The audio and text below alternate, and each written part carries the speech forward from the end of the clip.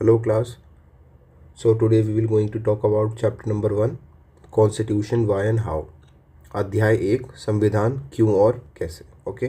सो यहाँ पर जो हमारा मैटर ऑफ डिस्कशन रहेगा क्लास वो ये रहेगा कि सर जो कॉन्स्टिट्यूशन हमारे पास एक बुक है उसका क्या रोल है सोसाइटी के अंदर. ठीक है, सबसे पहली चीज़ जो आपको यहाँ पर डिस्कस करनी रहेगी. दूसरी चीज़ क्लास हम ये डिस्कस करेंगे कुछ important features of Indian constitution. ठीक है, जो हमें यहाँ पर पढ़ने रहेंगे. इसके अलावा हम ये भी पढ़ेंगे कि सर कॉन्स्टिट्यूशन का क्या रिलेशन है अदर टॉपिक्स के साथ. ओके, ये हमारा मैटर ऑफ डिस्कशन रहने वाला है आज का. ओके, कॉन्स्टिट्यूशन का क्या कर्तव्य है, क्या उसे करना चाहिए और क्या क्या उसकी इंपॉर्टेंट बातें हैं जो हमें समझनी है. तीसरा, कॉन्स्टिट्यूशन का क्या रिलेशन है. Okay, let's look at the book.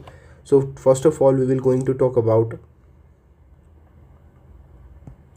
the working of the Indian Constitution. In this chapter, you will read the information about various aspects of the working for our Constitution. You will also about the various institutions of the government in our country and their relationship within each other. But before you begin about election, government and president and prime minister, it is necessary to understand the entire structure of the government and the various principle and institution of government have their origin in the Constitution of India. तो हर चीज़ का जो origin है वो है तो संविधान के अंदर ही. ठीक है ना. अभी मैं आपको बताऊंगा, इन चीज़ों को एक्सप्लेन करूंगा. वेट सी,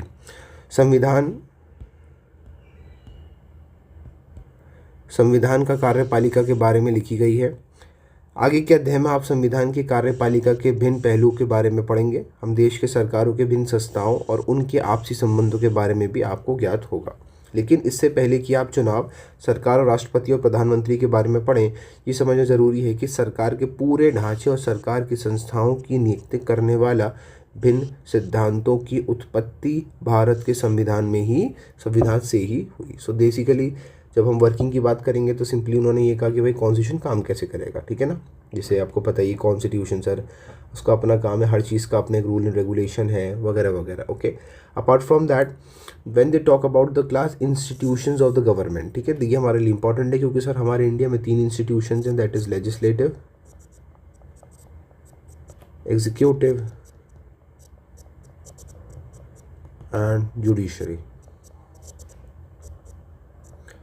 अगर हम इसको हिंदी में बात करें तो लेजिस्लेटिव आ जाएगा आपका विधायपालिका, एग्जीक्यूटिव आ जाएगा आपका कार्यपालिका और जुडिशरी आ जाएगा आपका न्यायपालिका. ओके, सो आज हम इस चैप्टर के अंदर इन तीनों के रिलेशनशिप के बारे में पढ़ेंगे कि इन तीनों का क्या रिलेशन है एक दूसरे के साथ. ओके क्लास, देखिए. सो सबसे पहली चीज़ जो मैटर ऑफ डिस्कशन है वो है why do we need a constitution. हमें संविधान की क्या आवश्यकता है. What is a constitution? What are its function? What role does it perform for society? How does a constitution relate to our daily existence? Answering this question is not as difficult as you might think. ठीक है, जितना हमें मुश्किल लग रहा है उतना ही मुश्किल है नहीं.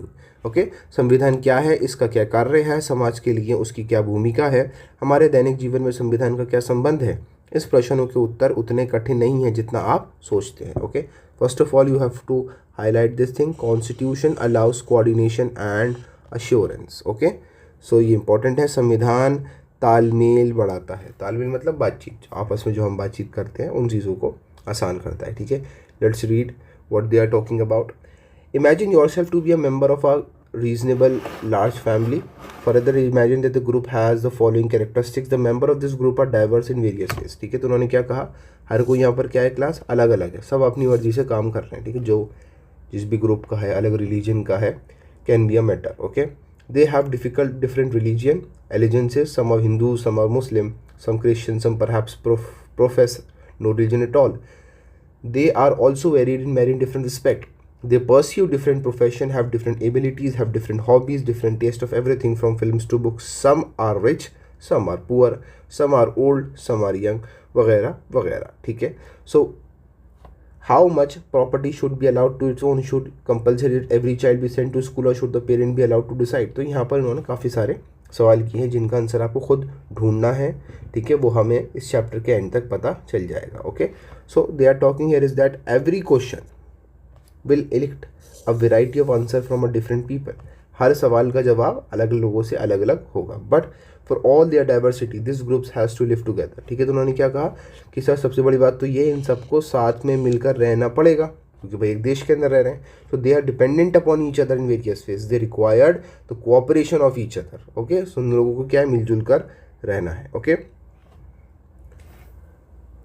कल्पना करें कि आप एक बड़े समूह के सदस्य हैं। ये भी कल्पना करें कि उस समूह में कुछ विशेषताएं हैं। मसलन एक समूह में सदस्य एक दूसरे के अनेक तरह के भिन्न हैं, उनकी अलग अलग धार्मिक निष्ठाता हैं, उनमें हिंदू मुसलमान।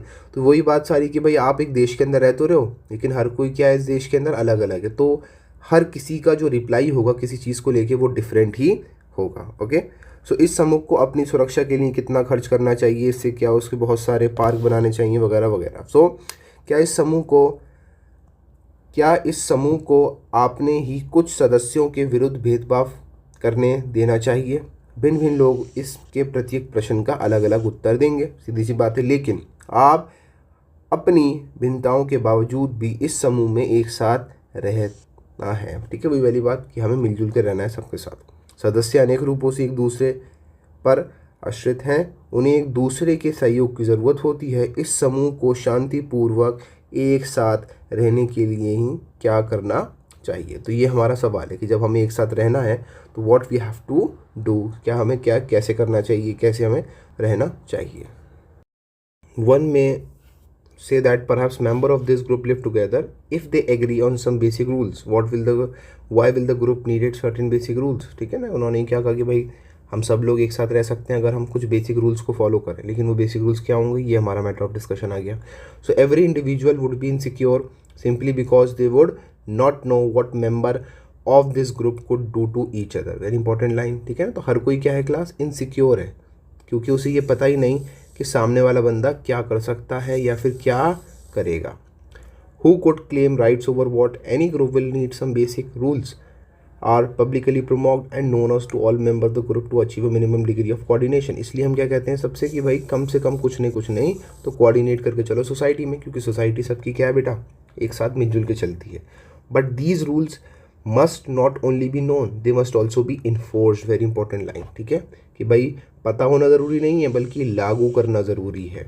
If citizens have no assurance that allows that other will force this rules, they will themself have no reason to follow this rules. सीधी सी बात है ना कि भाई अगर हमारी सोसाइटी में क्लास कुछ रूल्स बनाए गए, ओके, इन रूल्स को कोई फॉलो ही नहीं कर रहा तो सर इनको बनाने का कोई भी फ़ायदा नहीं है।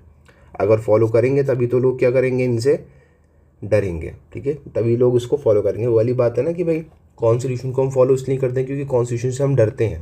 ठीक है ना, कॉन्स्टिट्यूशन की हम रिस्पेक्ट तो करते हैं, बल्कि कॉन्स्टिट्यूशन से हमें डर इस बात का लगता है कि अगर हम नहीं करा तो वी विल बी पनिश्ड और वी विल बी फाइंड। तो ये हमारे लिए क्या है, एक डर की वाली बात है। तो इसी वजह से हम कोऑर्डिनेशन भी करते हैं, मतलब रूल्स को मानते हैं। और जितना ज़्यादा हम रूल्स को मानेंगे उतना ज़्यादा फ़ायदा ये रहेगा कि दूसरा भी रूल्स को क्या करेगा, मानेगा। Okay class, so if citizens have no assurance that will follow these rules, they will themselves have no reasons to follow these rules. Saying that the rules are legally enforceable give an assurance to everybody that other will follow these rules, for if they do not do so they will be punished. ठीक है, तो पहला feature जो हमें exam के perspective से याद करना है वो क्या रहेगा class, the first function of the constitution is to provide a set of basic rules that allow minimum coordination among the member of a society. ठीक है, तो ये आपका फर्स्ट पॉइंट हो गया जो आपको एग्जाम के अंदर लिखना है, और इस पॉइंट को लिखने के बाद आपको इसका एक्सप्लेनेशन वैसा ही देना है जैसे कि हम ऊपर पढ़कर आए हैं। ठीक है क्लास, देखिए हिंदी मीडियम वाले देख लीजिए।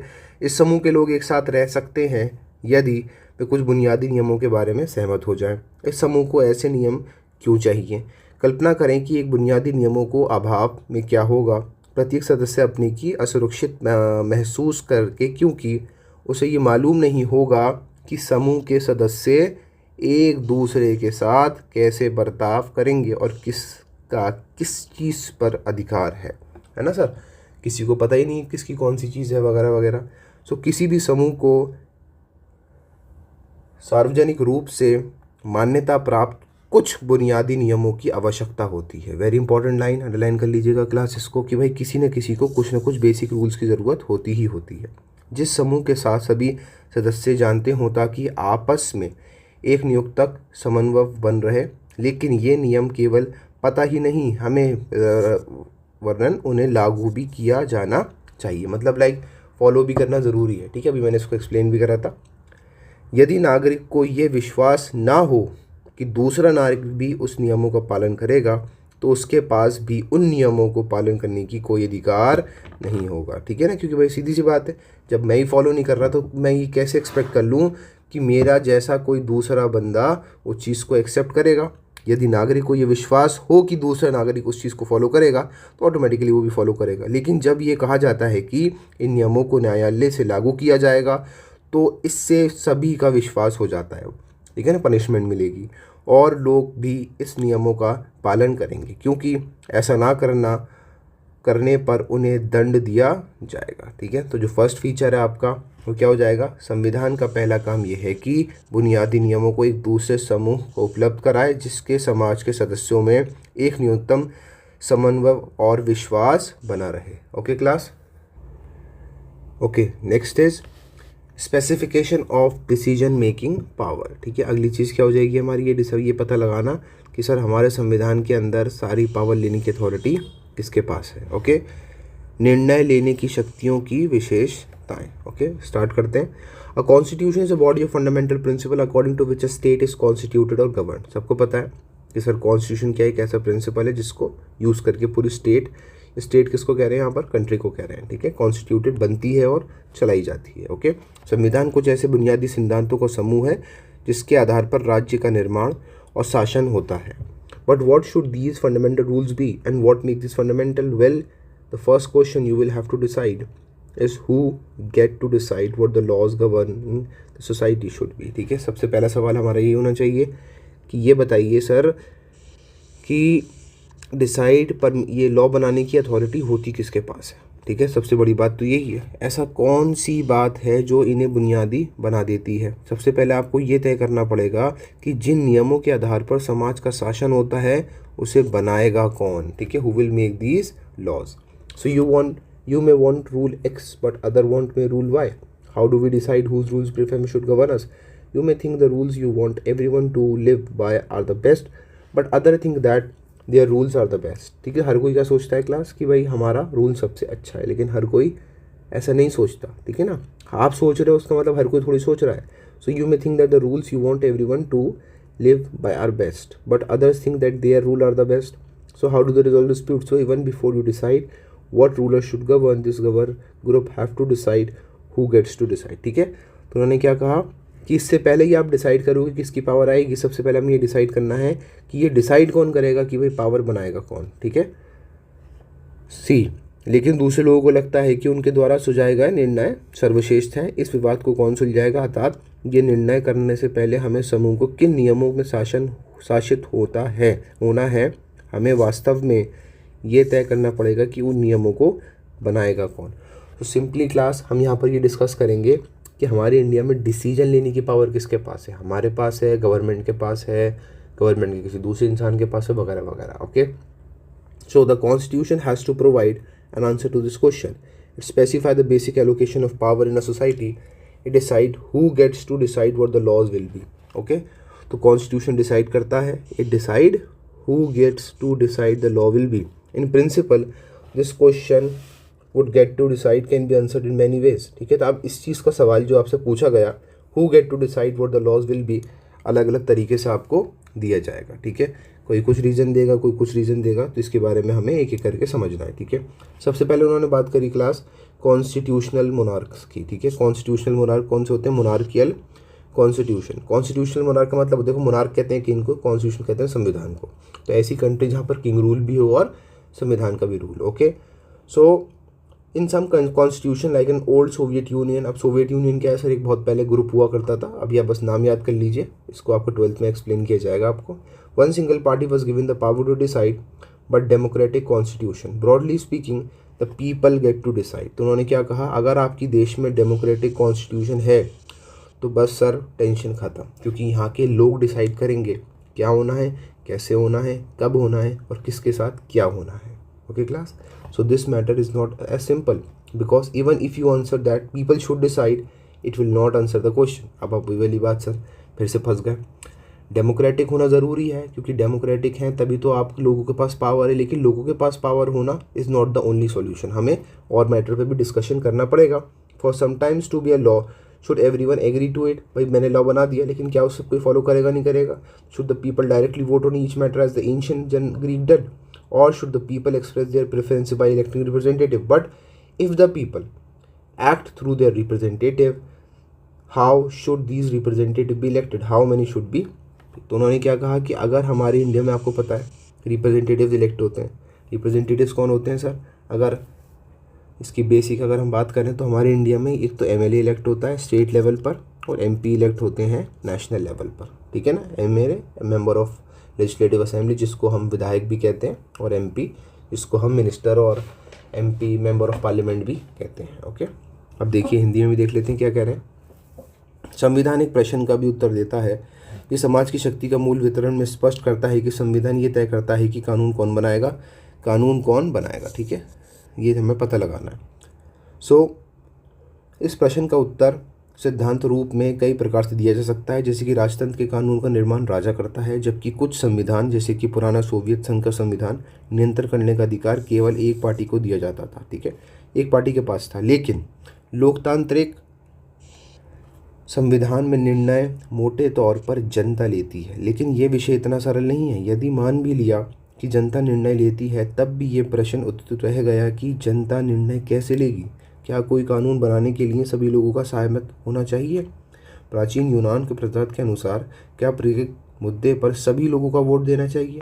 ये लोग अपने प्रतिनिधियों द्वारा अपनी राज्य व्यवस्था करने चाहिए, लेकिन लोगों को अपने प्रतिनिधि के माध्यम से काम करना हो तो फिर उन प्रतिनिधियों का चरण कैसे हो, ठीक है ना। वही वाली बात, एमपीज और एमएलए से अगर हम इलेक्ट कर भी दें तो उनका काम कैसे होगा, या फिर वो काम कैसे करेंगे, और कुल कितने प्रतिनिधि हों, कितने एमपीज हों, कितने एमएलएज हों। तो ये सब चीज़ें हमारे लिए मैटर ऑफ डिस्कशन है, जो कि कौन सॉल्व करेगा क्लास? कॉन्स्टिट्यूशन। ओके, हमने देखा कि रिप्रेजेंटेटिव की प्रॉब्लम, प्रतिनिधि की जो प्रॉब्लम है वो सॉल्व तो संविधान या कॉन्स्टिट्यूशन ही करेगा। लेकिन दूसरी चीज़ ये है सर कि प्रतिनिधि को बताना हमें बताना है, संविधान ही बताएगा कि तुम्हें करना क्या है, कैसे करना है।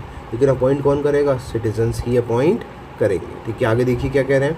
इन Indian constitution for example it is specified that in most example instances parliament get to decide the laws and policies and parliament itself be organized in a particular manner। very important line class, underline in your books। उदाहरण के लिए भारतीय संविधान ये स्पष्ट किया गया है कि अधिकार कानून सांसद बनाएगी, और इस सांसद का गठन भी एक विशेष प्रकार से किया जाएगा, ठीक है ना। अगर आपको याद हो class, in the chapter starting we have talked about the three institution, that is legislative, executive and judiciary, ठीक है। तो पार्लियामेंट किसके अंदर आता है क्लास? पार्लियामेंट आता है आपका जुडिशरी के अंदर, विधायी पालिका के अंदर, ठीक है। तो हमारे इंडिया में जितने भी सारे लॉज बनते हैं, रूल एंड रेगुलेशन बनते हैं, वो बनाती पार्लियामेंट है। Parliament get to decide the laws and policies and that parliament itself be organise in a particular manner.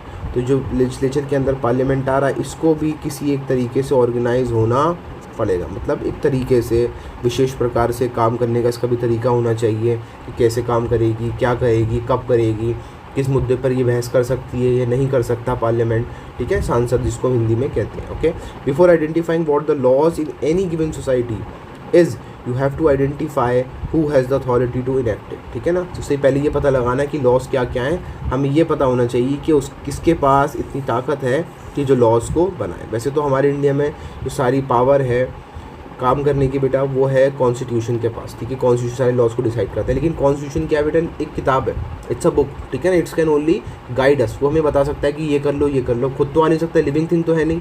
लेकिन कॉन्स्टिट्यूशन को कभी कभार हम लिविंग डॉक्यूमेंट हमने कहा है, कभी कभार नहीं बल्कि ज़्यादा टाइम हमने इस बात को एक्सप्लेन करा कि कॉन्स्टिट्यूशन लिविंग डॉक्यूमेंट। वाई इसको हमने जीता जागता क्यों कहा? क्योंकि जब जब ज़रूरत पड़ेगी क्लास, हम कॉन्स्टिट्यूशन को उसकी ज़रूरत के हिसाब से क्या कर सकते हैं? अमेंड कर सकते हैं, चेंज कर सकते हैं। लेकिन पावर लेने की जो अथॉरिटी है वो हमारी गवर्नमेंट के पास है, और गवर्नमेंट को कौन इलेक्ट करता है? Citizens of this country, because we are living in a democratic country. हम एक लोकतांत्रिक समाज के अंदर रह रहे हैं जिसमें शासन को चुनने का अधिकार वहाँ की प्रत्येक जनता को है, ठीक है क्लास। आगे रीड करते हैं।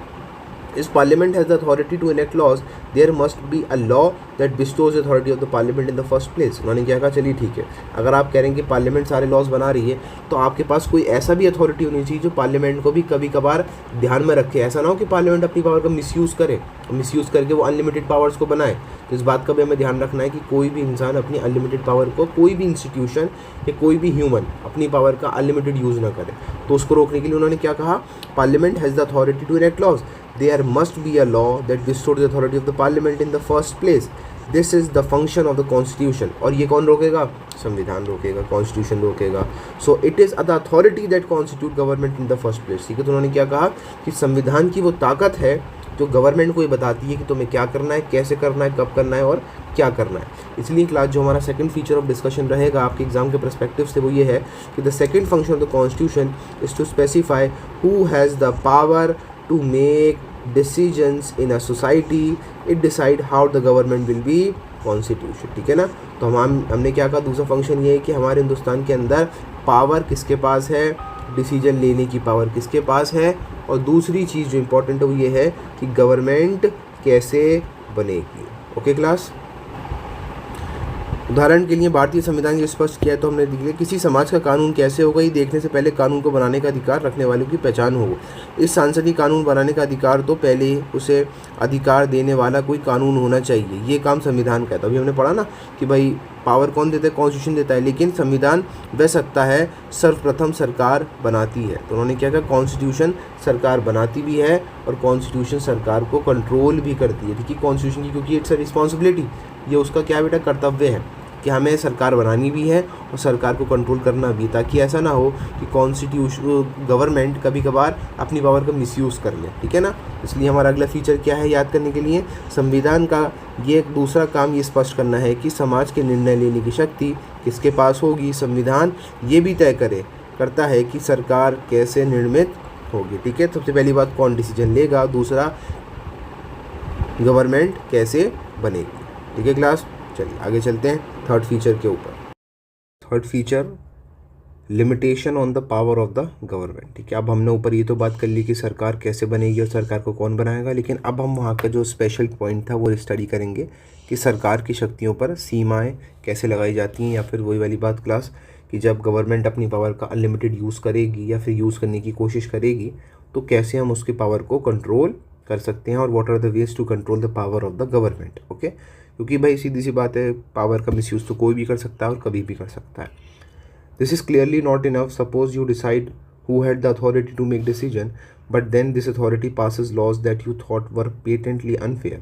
It prohibits you from practicing your religion, for example, or to enjoy the clothes of the certain color they prohibited, or that you were not free to sing certain song, or the people who belong to a particular group, like caste or religion, would always have to serve others and would not be allowed to retain any property, or that government could arbitrarily arrest someone, or that only people of a certain skin color would be allowed to draw water from the well. You would obviously think that these laws were unjust and unfair, and even though they were passed by the government, they had come into existence based on certain procedure that would be something obviously injustice about the government enacting these laws. Okay, अभी समझाता हूँ class. मान लीजिए कि आप ये तय कर लिया कि निर्णय कौन करेगा, किंतु जब उस सत्ता की कानून बनेगा तभी आपको कि वे कानून पुण्य अनुचित है। ठीक है, तो वही वाली बात कि आपने डिस्क्रिमिनेशन किया धर्म का, जात का, पात का और कलर का, अपने रिलीजन को फॉलो नहीं कर सकते, नमाज नहीं पढ़ सकते, पूजा नहीं कर सकते वगैरह वगैरह। ठीक है ना, तो ये सब चीज़ें आपको अगर सरकार रोकती है तो ये एक तरीके से क्या होगा, गलत तो होगा ही। ठीक है ना, तो इसलिए इन्होंने यहाँ पर भी यही कहा कि किसी एक खास रंग वाले लोगों की कुएं से पानी भरने की इजाज़त नहीं देगी। संभव है कि आपको ये कानून उचित के अनुकूल लगेगा, यद्यपि ये सभा कानून उस सरकार द्वारा बनाए गए एक विशेष प्रकृति का पालन करके बनेगा। ठीक है ना, मतलब लाइक किसी न किसी चीज़ को फॉलो करके लोगों ने लॉ बनाया होगा, लेकिन सरकार द्वारा ऐसे कानूनों को बनाने के पीछे ज़रूर कोई अनुपूर्ण बात रही होगी, ना कोई ऐसी इंपॉर्टेंट चीज़ रही होगी, इसकी वजह से सरकार ने इन लॉज को बनाया है। ठीक है ना क्लास, जब आप आगे बढ़ेंगे as you will move forward तो आपको एक चीज़ समझाई जाएगी जिसको हम कहते हैं कभी कभार रीजनेबल रिस्ट्रिक्शंस। ठीक है ना, ज़रूरत होने पर सरकार कभी कभी क्या करती है, आपके जो फंडामेंटल राइट्स हैं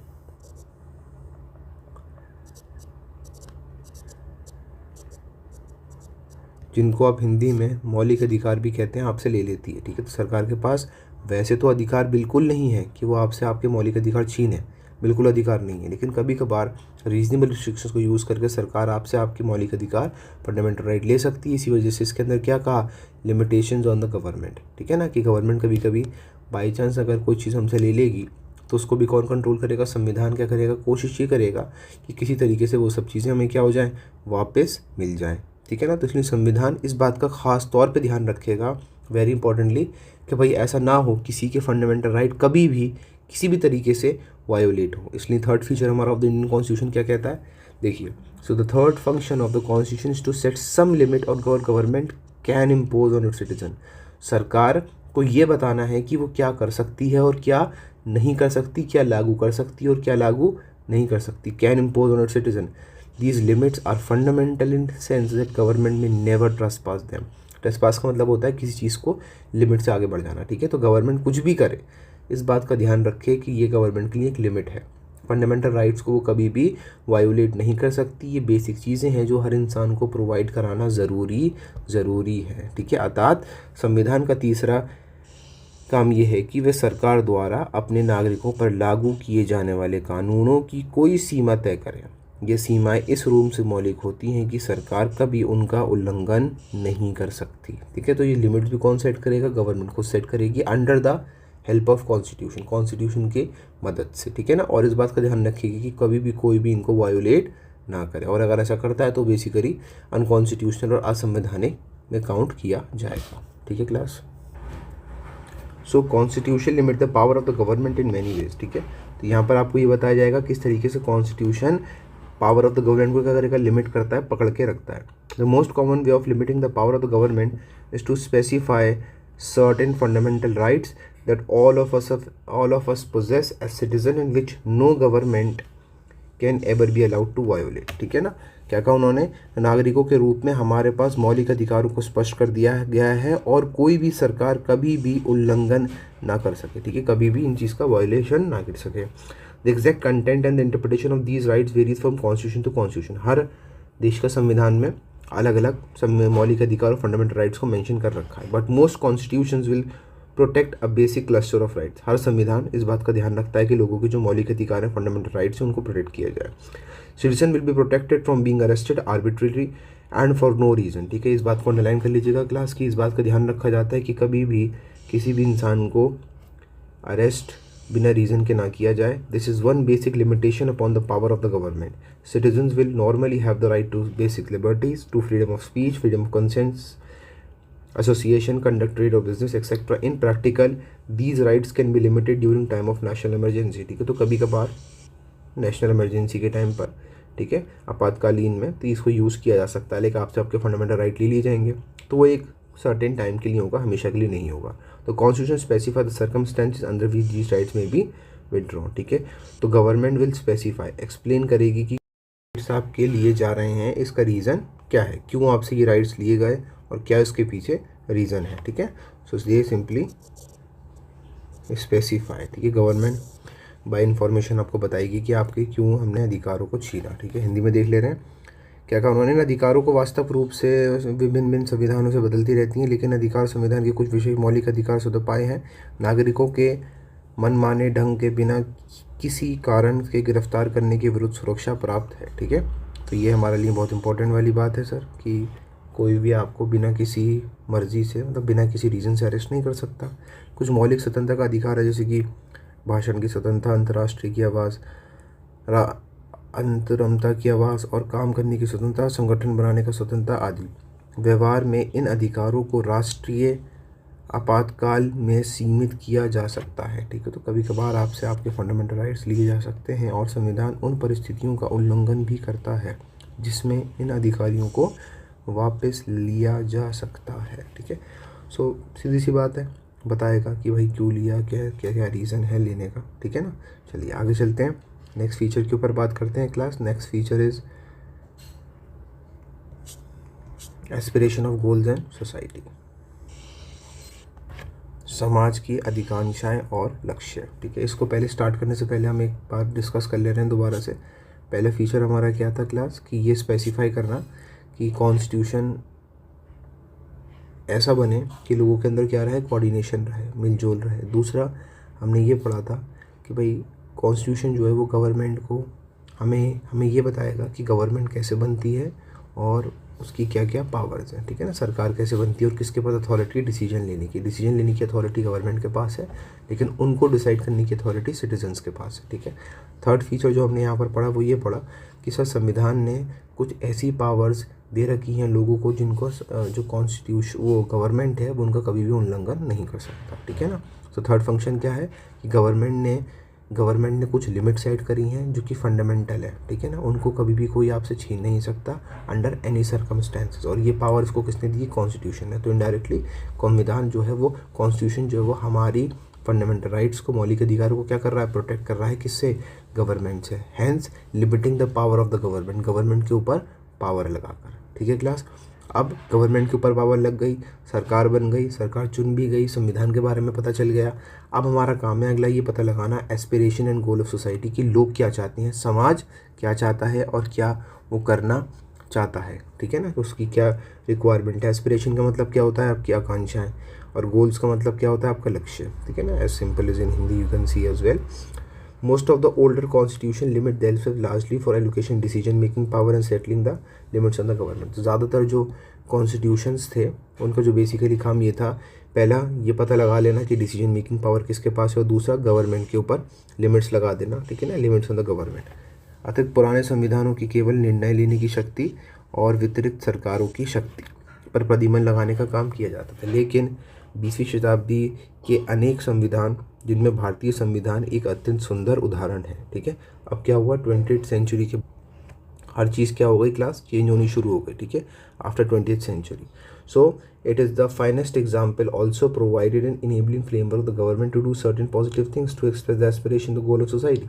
तो सरकार से कहा गया कि भाई आप कुछ क्या करिए, अच्छे काम भी करिए। अच्छे काम इन द सेंस जो लोगों की उम्मीदें हैं, जो लोग चाहते हैं उनको करो, क्योंकि उससे क्या होगा, एक लोगों के अंदर उम्मीद आएगी कि हाँ भाई हमारी ज़रूरतों को, हमारी एस्पिरेशंस को, हमारे गोल्स को क्या किया जा रहा है, पूरा करने की कोशिश करी जा रही है। So also provide an living frame the government to do certain positive things to express the aspiration the goal of the society. The Indian constitution was particularly innovation in this respect. Okay, so क्या कहा उन्होंने, एक ऐसा समक्ष ढांचा की प्रदान करता है जिससे सरकार कुछ सकारात्मक कार्य कर सके और समाज की आकांक्षाएं और उनके लक्ष्य की अभिव्यक्ति दे सके, लाइक उनको बता सके। So the Indian constitution was particularly innovative in this respect. Societies were deep entrenched in inequalities of various kind will not only have to set limits on the power of the government, they also have to enable the empower the government to take positive measures। ठीक है, तो उन्होंने क्या कहा, सिर्फ संविधान लो, हम ये नहीं चाहते कि सिर्फ गवर्नमेंट के ऊपर पावर लगाया जाए, हम ये चाहते हैं कि गवर्नमेंट को पावर भी दी जाए ताकि वो क्या कर सके क्लास, पॉजिटिव मेजर्स ले सके और ओवरकम कर सके फॉर्म्स ऑफ इनइक्वालिटीज़ और डेप्रीविएशन। मतलब जो प्रॉब्लम जिसके साथ है, जो किसी को कुछ खाने की प्रॉब्लम है, कपड़े की प्रॉब्लम है, घर की प्रॉब्लम है, किसी भी चीज़ की प्रॉब्लम है, उसको सॉल्व कर सके गवर्नमेंट। कब, जब उसके पास एक्स्ट्रा पावर्स होंगी।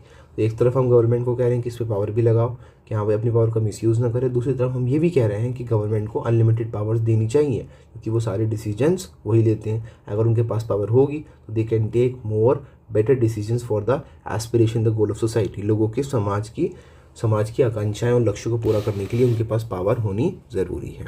ओके ना।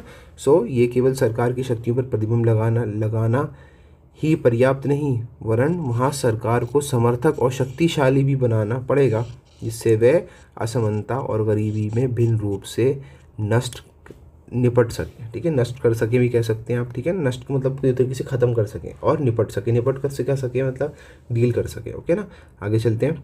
So, for example, India adopted aspiration of a society that is free of caste discrimination. If this is a society, the government will have to be able to take all the necessary steps to achieve this goal. In a country like South Africa, which helped with the deep history of racial discrimination, its new constitution had to enable the government to end the racial discrimination. तो भाई वो south Africa में यही हुआ, जब संविधान बना तो उसके बाद जितनी भी डिस्क्रिमिनेशन है उनको एंड करने की बात करी गई। मोर पॉजिटिवली कॉन्स्टिट्यूशन में इनरिच द एस्पिरेशन सोसाइटी। ठीक है ना, ज़्यादातर चीज़ों में संविधान के अंदर वही चीज़ें लिखी गई जो वहाँ के लोग चाहते हैं। The framework of Indian constitution thought that each individual society would have all it's necessary for them for a life of minimum degree and social self respect, minimum material wellbeing. तो ये सब चीज़ें हमारे संविधान में डाली गई। क्या का मतलब हुआ सर, सबसे पहला minimum dignity and social respect, सबकी एक इज्जत हो, एक लाइक बेसिक रिस्पेक्ट हो। मिनिमम मार्केटिंग मटीरियल वेलबींग हो, एजुकेशन हो। The Indian constitution enable the government to take positive welfare measures some of which are legally enforceable. ठीक है, तो कुछ चीज़ें ऐसी हैं जो आप लीगली इन्फोर्सिबल मतलब लॉ की नज़र में भी आपको फॉलो करनी पड़ेंगी और आपको करवानी पड़ेंगी। ठीक है, सरकार कुछ चीज़ें ऐसी बनाती है जो ज़रूरी होती हैं। As we go to the study in the Indian Constitution, we shall find that such enabling provisions have the support of the preamble to our Constitution। तो और आपको पता चलेगा इसी चीज़ के अंदर हमारे पास एक बहुत ही खूबसूरत चीज़ है जिसको हम क्या कहते हैं, प्रीएम्बल, हमारे इंडियन कॉन्स्टिट्यूशन का सबसे main part. These provisions are found in the section of fundamental rights. ठीक है, और जितनी भी चीज़ें हम क्लास अब तक पढ़ कर आए हैं वो सब चीज़ें हमें कहाँ मिलेंगी, फंडामेंटल राइट्स के अंदर। तो एट लास्ट फंडामेंटल राइट्स को कोई वायलेट नहीं कर सकता, तो इनडायरेक्टली ये क्या करेंगे, हमारे हक में ही काम करेंगे, हमारे फ़ायदे के लिए काम करेंगे। तो DPSP वो चीज़ है जिसके अंदर ये लिखा हुआ है कि सरकार को क्या करना है, कब करना है और कैसे करना है। ठीक है, DPSP। ओके, हिंदी मीडियम वाले देख लीजिए। उदाहरण के लिए भारत की आकांक्षाएं हैं कि एक ऐसा समाज बनाया जाए जिसमें जाति भेदभाव ना हो। यदि हम समाज की आकांक्षाएं हैं तो हमें अपनी सरकार को इतना समर्थक और शक्तिशाली बनाना पड़ेगा कि वह इन लक्ष्यों को प्राप्त करने के लिए सभी आश्वासन कदम उठा सकें। दक्षिण अफ्रीका का एग्जाम्पल दे रखा, भेदभाव को पुराने इतिहास का उदाहरण है। उसने नए संविधान में सरकार को इस योग्य बनाया कि वह नस्ली भेदभाव को मिटा सके। वास्तव में ऐसे संविधान अपने समाज की आकांक्षाओं को निपटा रहा है। उदाहरण के लिए भारत के संविधान की इच्छा थी कि समाज के प्रति व्यक्ति की बुनियादी भौतिक चीज़ों और शिक्षा सहित सब कुछ मिलना चाहिए जिससे आधार पर वह गरिमा और सामाजिक आत्मसम्मान से भरा हुआ जीवन जी सके। ठीक है, बेसिक सेल्फ रिस्पेक्ट जी सके, तो उसको बेसिक चीज़ों को प्रोवाइड किया जाए। सो भारतीय संविधान सरकार को ये समर्थक प्रदान करता है जिससे वे कुछ सकारात्मक लोक कल्याणकारी कदम उठा सकें और जिन्हें कानून की मदद से लागू भी किया जा सके। ठीक है ना, तो ये सारी चीज़ें गवर्नमेंट के मतलब अगर नहीं फॉलो किए हुए तो आपको उस पर पनिशमेंट मिल सकती है कि आपने क्यों नहीं करा। जैसे एग्जाम्पल के तौर पे आपसे अगर मैं कहूँ रोड बनाने का, ठीक है, जैसे आपका काम है रोड बनाने का, गवर्नमेंट का काम है रोड बनाने का, अब रोड नहीं बना रहा तो मैं एक तरीके से सरकार से बात पूछ सकते हैं कि क्या आप रोड क्यों नहीं बना रहे भाई, जब हम टैक्स पे कर रहे हैं तो आप रोड बनाइए, हमारे लिए रोड को लेकर अच्छा करिए। ठीक है, तो इसके लिए आप खैर कोर्ट तो नहीं जा सकते आप, क्योंकि कोर्ट जाओगे तो कोर्ट में सीधा जवाब भी मिलेगा कि सरकार से पूछो, सरकार कहेगी हम बना रहे हैं। ठीक है ना, यही सब चीज़ें। तो ये ना लीगली इन्फोर्सिबल का बेसिकली मतलब ये है जो यहाँ पर लिखा हुआ है कि जिन्हें कानून की मदद से लागू किया जाता है। इम्प्लीमेंट करने की बात है, लाइक एग्जांपल के तौर पे हमने एक लागू इम्प्लीमेंट किया, वो लॉ इम्प्लीमेंट करा कि हाँ भाई 18 साल से ऊपर का नीचे का कोई बच्चा स्कूटर नहीं चलाएगा। ठीक है, तो ये एक लॉ बना, सरकार ने बनाया, लेकिन हेल्प किसकी मदद से हुआ, जुडिशरी की। ठीक है ना, न्यायपालिका की मदद से हमने इस चीज़ को इम्प्लीमेंट किया। तो अब इस चीज़ को कंटिन्यू रखने के लिए न्यायपालिका पनिशमेंट देता रहेगा उन लोगों को जो उसका उल्लंघन करेंगे, जो इसको तोड़ेंगे। ओके, तो हमारे इंडियन कॉन्स्टिट्यूशन में वो कौन सा वो है, DPSP, जिसके अंदर ये सारी चीज़ें लिखी हुई हैं कि सरकार क्या करेगी, कैसे करेगी, वगैरह वगैरह। जैसे जैसे भारतीय संविधान को पढ़ते हैं हमें पता चलता है कि ऐसे समर्थक प्रदान करने वाले प्रधान को हमारे संविधान का प्रस्तावना का समर्थक प्राप्त है और ये संविधान के मौलिक अधिकारों वालों भाग में पाए जाते हैं। ठीक है ना, तो ये फंडामेंटल राइट्स में आपको ये वाली चीज़ मिल जाएगी। तो at last the last and the fourth function of the Indian Constitution is that the fourth function of the Indian Constitution is to enable the government to fulfill the aspiration of society and create condition for just society। ठीक है, तो लोगों की उम्मीदों को पूरा करने की जिम्मेदारी किसकी है, कॉन्स्टिट्यूशन की है। करवाएगा किससे, सरकार से। ठीक है ना, so the fourth function of the constitution is to enable the government, सरकार ऐसी बनाए जो कि क्या कर सके, फुलफिल कर सके एस्पिरेशन मतलब उम्मीद है किसकी, सोसाइटी की, और एक ऐसी सोसाइटी बना सके जो क्या हो, जस्ट का मतलब यहाँ पर क्या है, इक्वल सोसाइटी। ठीक है, हर किसी को सारी चीज़ें इक्वली प्रोवाइड कराई जाए। ठीक है ना क्लास, जो संविधान का चौथा काम ये है कि सरकार को ऐसी क्षमता प्रदान करे जिससे वे जनता की आकांक्षाओं को पूरा कर सके और एक न्यायपूर्ण समाज की स्थापना के लिए उचित परिस्थितियों का निर्माण कर सके। Okay class, topic the substantial provision of the constitution, संविधान के मौलिक प्रावधान। ठीक है, it is a hallmark of a successful constitution that it gives everyone in society some reason to go along with its provision। ठीक है, कोई ना कोई रीज़न दिया है संविधान ने, कॉन्स्टिट्यूशन ने अपने साथ लोगों को फॉलो करवाने का। ठीक है, ये चीज़ हमने पहले टॉपिक के अंदर भी पढ़ी क्लास कि कॉन्स्टिट्यूशन हर किसी को ये कहता है कि भाई कोऑर्डिनेट होकर चलो, कोऑर्डिनेट करके चलो। ठीक है ना, ताकि सोसाइटी बन सके इक्वल और जस्ट सोसाइटी, है ना। तो यही सब चीज़ें इसमें दोबारा कही गई हैं। It is a hallmark of a successful constitution that it gives everyone in society some reason to go along with its provision। एक सफल संविधान की ये विशेषता है कि प्रत्येक व्यक्ति को संविधान के प्रावधानों के अंदर करने का कोई कारण अवश्य देता है। उदाहरण के लिए जिस संविधान की बहुसंख्या को समाज के अल्पसंख्यक समूह के उत्पीड़न करने की अनुमति दी गई हो, वह अल्पसंख्याओं के पास कोई कारण नहीं होगा कि वे संविधान के प्रावधानों का आदर करें। सीधी सी बात है, if majority regularly discriminate against minority, तो माइनॉरिटी इस कॉन्स्टिट्यूशन को फॉलो नहीं करेगी, ठीक है ना, क्योंकि वो सीधी सी बात है, जब उसकी कोई वैल्यू नहीं तो वो कॉन्स्टिट्यूशन को क्यों फॉलो करे। इसी वजह से कॉन्स्टिट्यूशन इज सेइंग दैट कि भाई मैं हर किसी को साथ में लेके चलूँगा, मेजॉरिटी को भी माइनॉरिटी को भी।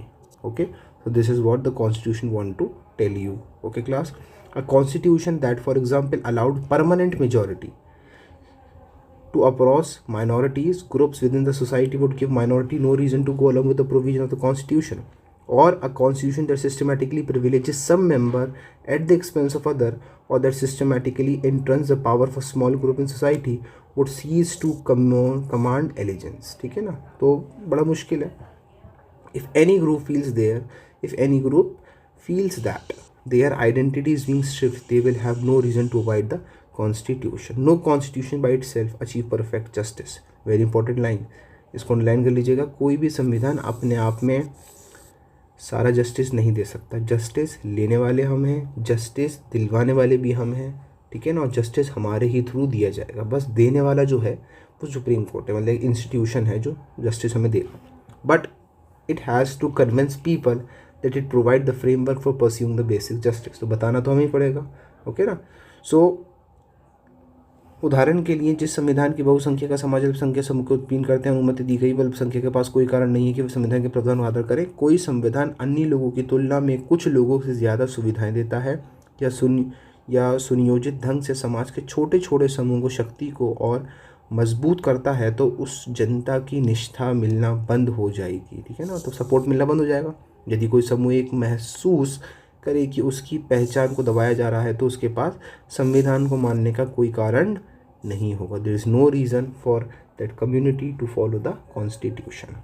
ओनली कोई भी संविधान खुद में न्याय का आदर्श स्वरूप की स्थापना नहीं करता, लेकिन उसे लोगों के विश्वास दिलाना पड़ता है कि वह बुनियादी न्याय को प्राप्त कराने के लिए ढांचा उपलब्ध कराता है ना, कि भाई कॉन्स्टिट्यूशन खुद जस्टिस तो दे नहीं सकता, लेकिन जस्टिस दिलवा सकता है using supreme court, high court और the judiciary. Okay class, so do this thought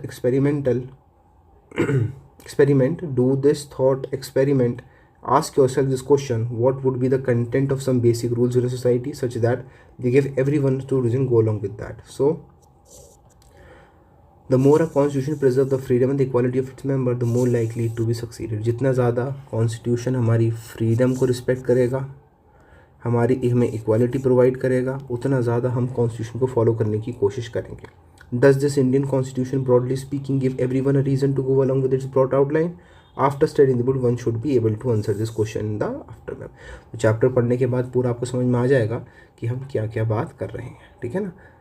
समाज के कुछ बुनियादी नियमों को ऐसे कौन सी चीज़ें होनी चाहिए जिससे सभी लोगों के उन मामलों में एक कारण मिल सके। कोई संविधान अपनी सभी नागरिकों को स्वतंत्रता का सामने की जीत की अधिक सुरक्षा करता है, उसकी सफलता में संभवतः उत्तीर्ण ही बड़ा। मोटे तौर पर तो ये भारतीय संविधान प्रत्येक नागरिकों का एक ऐसा कारण देता है जिससे वह उसकी सामान्य रूपरेखा पर समर्थन कर सके। इस पुस्तक को पढ़ने के बाद आप इस प्रश्न का हाँ में उत्तर देने में स्थित होने चाहिए, ठीक है ना क्लास। तो क्लास हम बेसिकली क्या पढ़ लेते, लेट मी गिव यू थोड़ा सा रिकैप देता हूँ मैं आपको। हम यहाँ पर ही पढ़ लेते बेटा कि कॉन्स्टिट्यूशन किस तरीके से हमें लेके चला। देखिए हम यहाँ पर पढ़ लेते authority of the constitution, okay ना क्लास। सो ये आपको ज़रूरी है समझना कि हम क्या पढ़ लेते। हमने स्टार्ट किया अथॉरिटी ऑफ द कॉन्स्टिट्यूशन, संविधान की सत्ता, ठीक है। तो संविधान की सत्ता के अंदर सबसे पहली चीज़ हमने क्या पढ़ी कि संविधान हाउ इज इफेक्टिव, ओके। उसके अंदर जो हमने फर्स्ट टॉपिक पढ़ा दैट वाज मोड ऑफ प्रमलगेशन, और इन हिंदी मीडियम संविधान के प्रचलन लोगों के तरीके, ठीक है। सबसे पहला तरीका हमारा ये हो गया कि संविधान को उसके थ्रू क्या मिलती है बेटा, पावर मिलती है, ठीक है। दूसरी चीज़ जो हमने पढ़ी वो पढ़ी substantive provision of the constitution, ठीक है ना, कि भाई वो कौन सी ऐसी चीज़ें हैं जिससे हर कोई संविधान को मौलिक प्रभावदान देने की सुरक्षा करता है, लाइक उसको उसकी वो चीज़ें मिल जाएंगी जिसके लिए संविधान को बनाया गया है, ठीक है ना। सब्सटेंसिव प्रोविजंस, कौन कौन सी चीज़ें हैं जो संविधान को पावरफुल बनाएंगी, ठीक है। अब पढ़ते हैं class an important topic that is balanced institutional design, ठीक है। ये एक वैसे भी इंपॉर्टेंट टॉपिक है और फ्यूचर के लिए भी बहुत इंपॉर्टेंट टॉपिक है आपका, क्योंकि आने वाले चैप्टर्स के अंदर इसमें आप डिस्कशन करेंगे ही करेंगे, ठीक है। बैलेंस इंस्टीट्यूशनल डिज़ाइन, संस्थाओं के संतुलित रूपरेखा। ओके, अब क्लास जैसी हम बात सुनते हैं इंस्टीट्यूशन की और संस्थाओं की, तो हमें इस बात का ध्यान रखना है कि हमारे पास 3 संस्था हैं, लेजिस्लेटिव, एग्जीक्यूटिव और judiciary. In English and in Hindi we have विधायपालिका, कार्यपालिका एंड न्यायपालिका। तो इन तीनों के बीच में सही संबंध होना ज़रूरी है। There should be a perfect relationship between the legislative, executive and judiciary for the betterment of the constitution as well as for the society. Okay class, so constitution was often summative not by the people but a small group wishes to enhance their own power. Well crafted constitution fragmented power in a society intellectually so that no single group can subvert the constitution, ठीक है। तो हमारा संविधान इस तरीके से बना कि कोई भी एक ग्रुप कॉन्स्टिट्यूशन की पावर को कम ना कर सके। One way of such intelligent designing for constitution to ensure that no single institution acquire monopoly of power. Monopoly का मतलब होता है सिंगल रूलर, ठीक है। तो मोनोपोली का मतलब वैसे तो होता है एक, ठीक है। तो यहाँ पर इस तरीके से इसको डिज़ाइन किया गया कि कोई भी एक इंस्टीट्यूशन इतना पावरफुल ना हो जाए कि जितने भी और जितने इंस्टीट्यूशन है वो सब वीक हो जाएं। This is often done by फ्रेगमेंटिंग power across different institution. इसी वजह से उन्होंने क्या करा क्लास, फ्रेगमेंट करा किस चीज़ को बेटा, पावर को, अलग अलग इंस्टीट्यूशन। फ्रेगमेंट का मतलब होता है डिवीजन, ठीक है। जो वर्ड लिखा है यहाँ पर फ्रेगमेंटेशन, इसका मतलब है डिवीजन, ठीक है। Fragmentation power across the different institution. Okay, संविधान की जनता नहीं प्राय एक छोटा समूह को नष्ट कर देता है क्योंकि वह अपनी शक्तियाँ बढ़ाना चाहता है।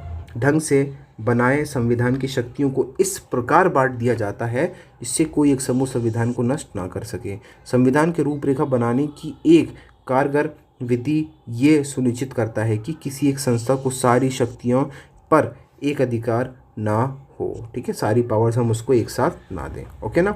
ऐसा करने के लिए शक्तियों को कई संस्थाओं में बेटा बांट दिया जाता है, ठीक है। हमने डिवीजन ऑफ पावर करी, तो संस्थाएं कौन सी हैं, विधायपालिका, कार्यपालिका, न्यायपालिका, लेजिस्लेटिव, एग्जीक्यूटिव एंड जुडिशरी।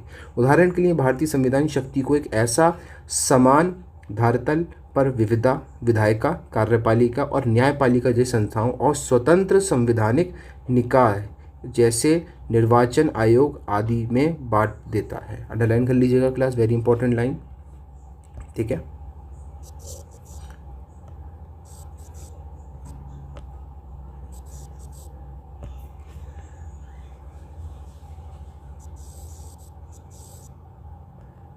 फिर बांट देता है, ठीक है। In English the Indian constitution for example horizontally fragmented power across the different institution like legislative,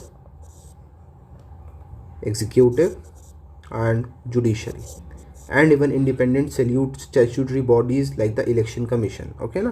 तो निर्वाचक आयोग बेसिकली क्या है, आपका इलेक्शन कमीशन है, ठीक है। तो इन सब चीज़ों में हमने क्या करा, पावर्स को डिवाइड कर दिया।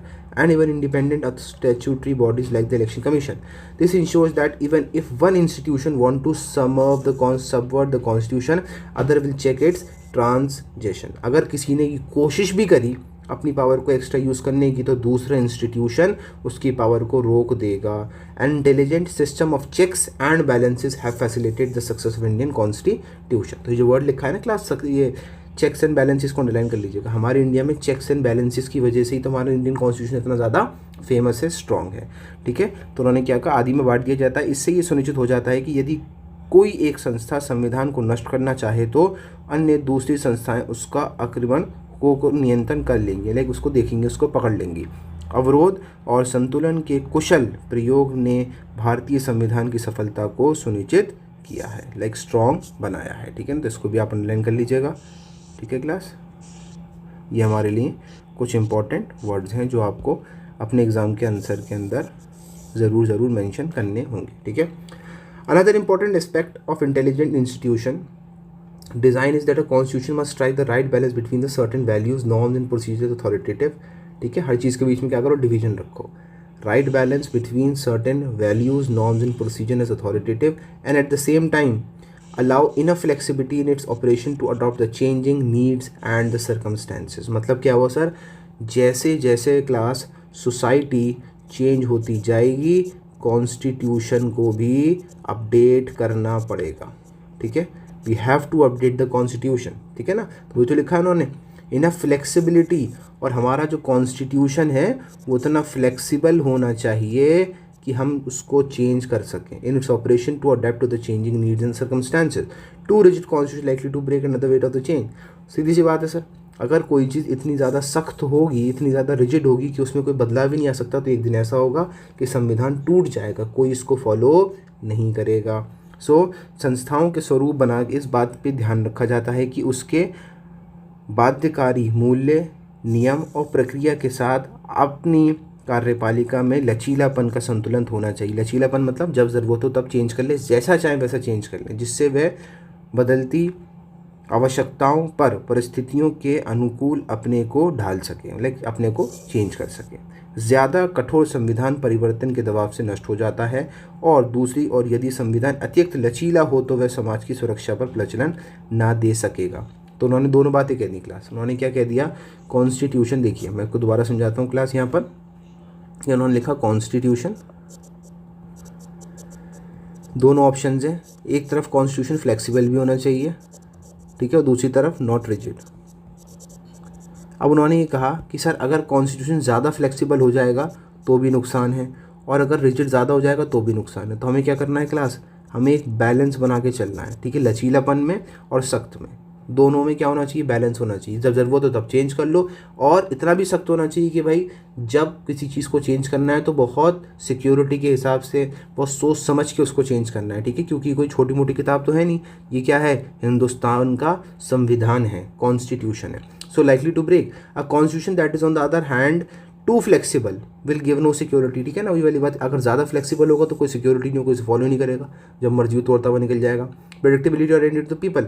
Successful constitution strike the right balance between preserving core values and adopting them to the new circumstances, ठीक है. तो ज़रूरत के हिसाब से हम क्या करेंगे, संविधान को चेंज करते रहेंगे.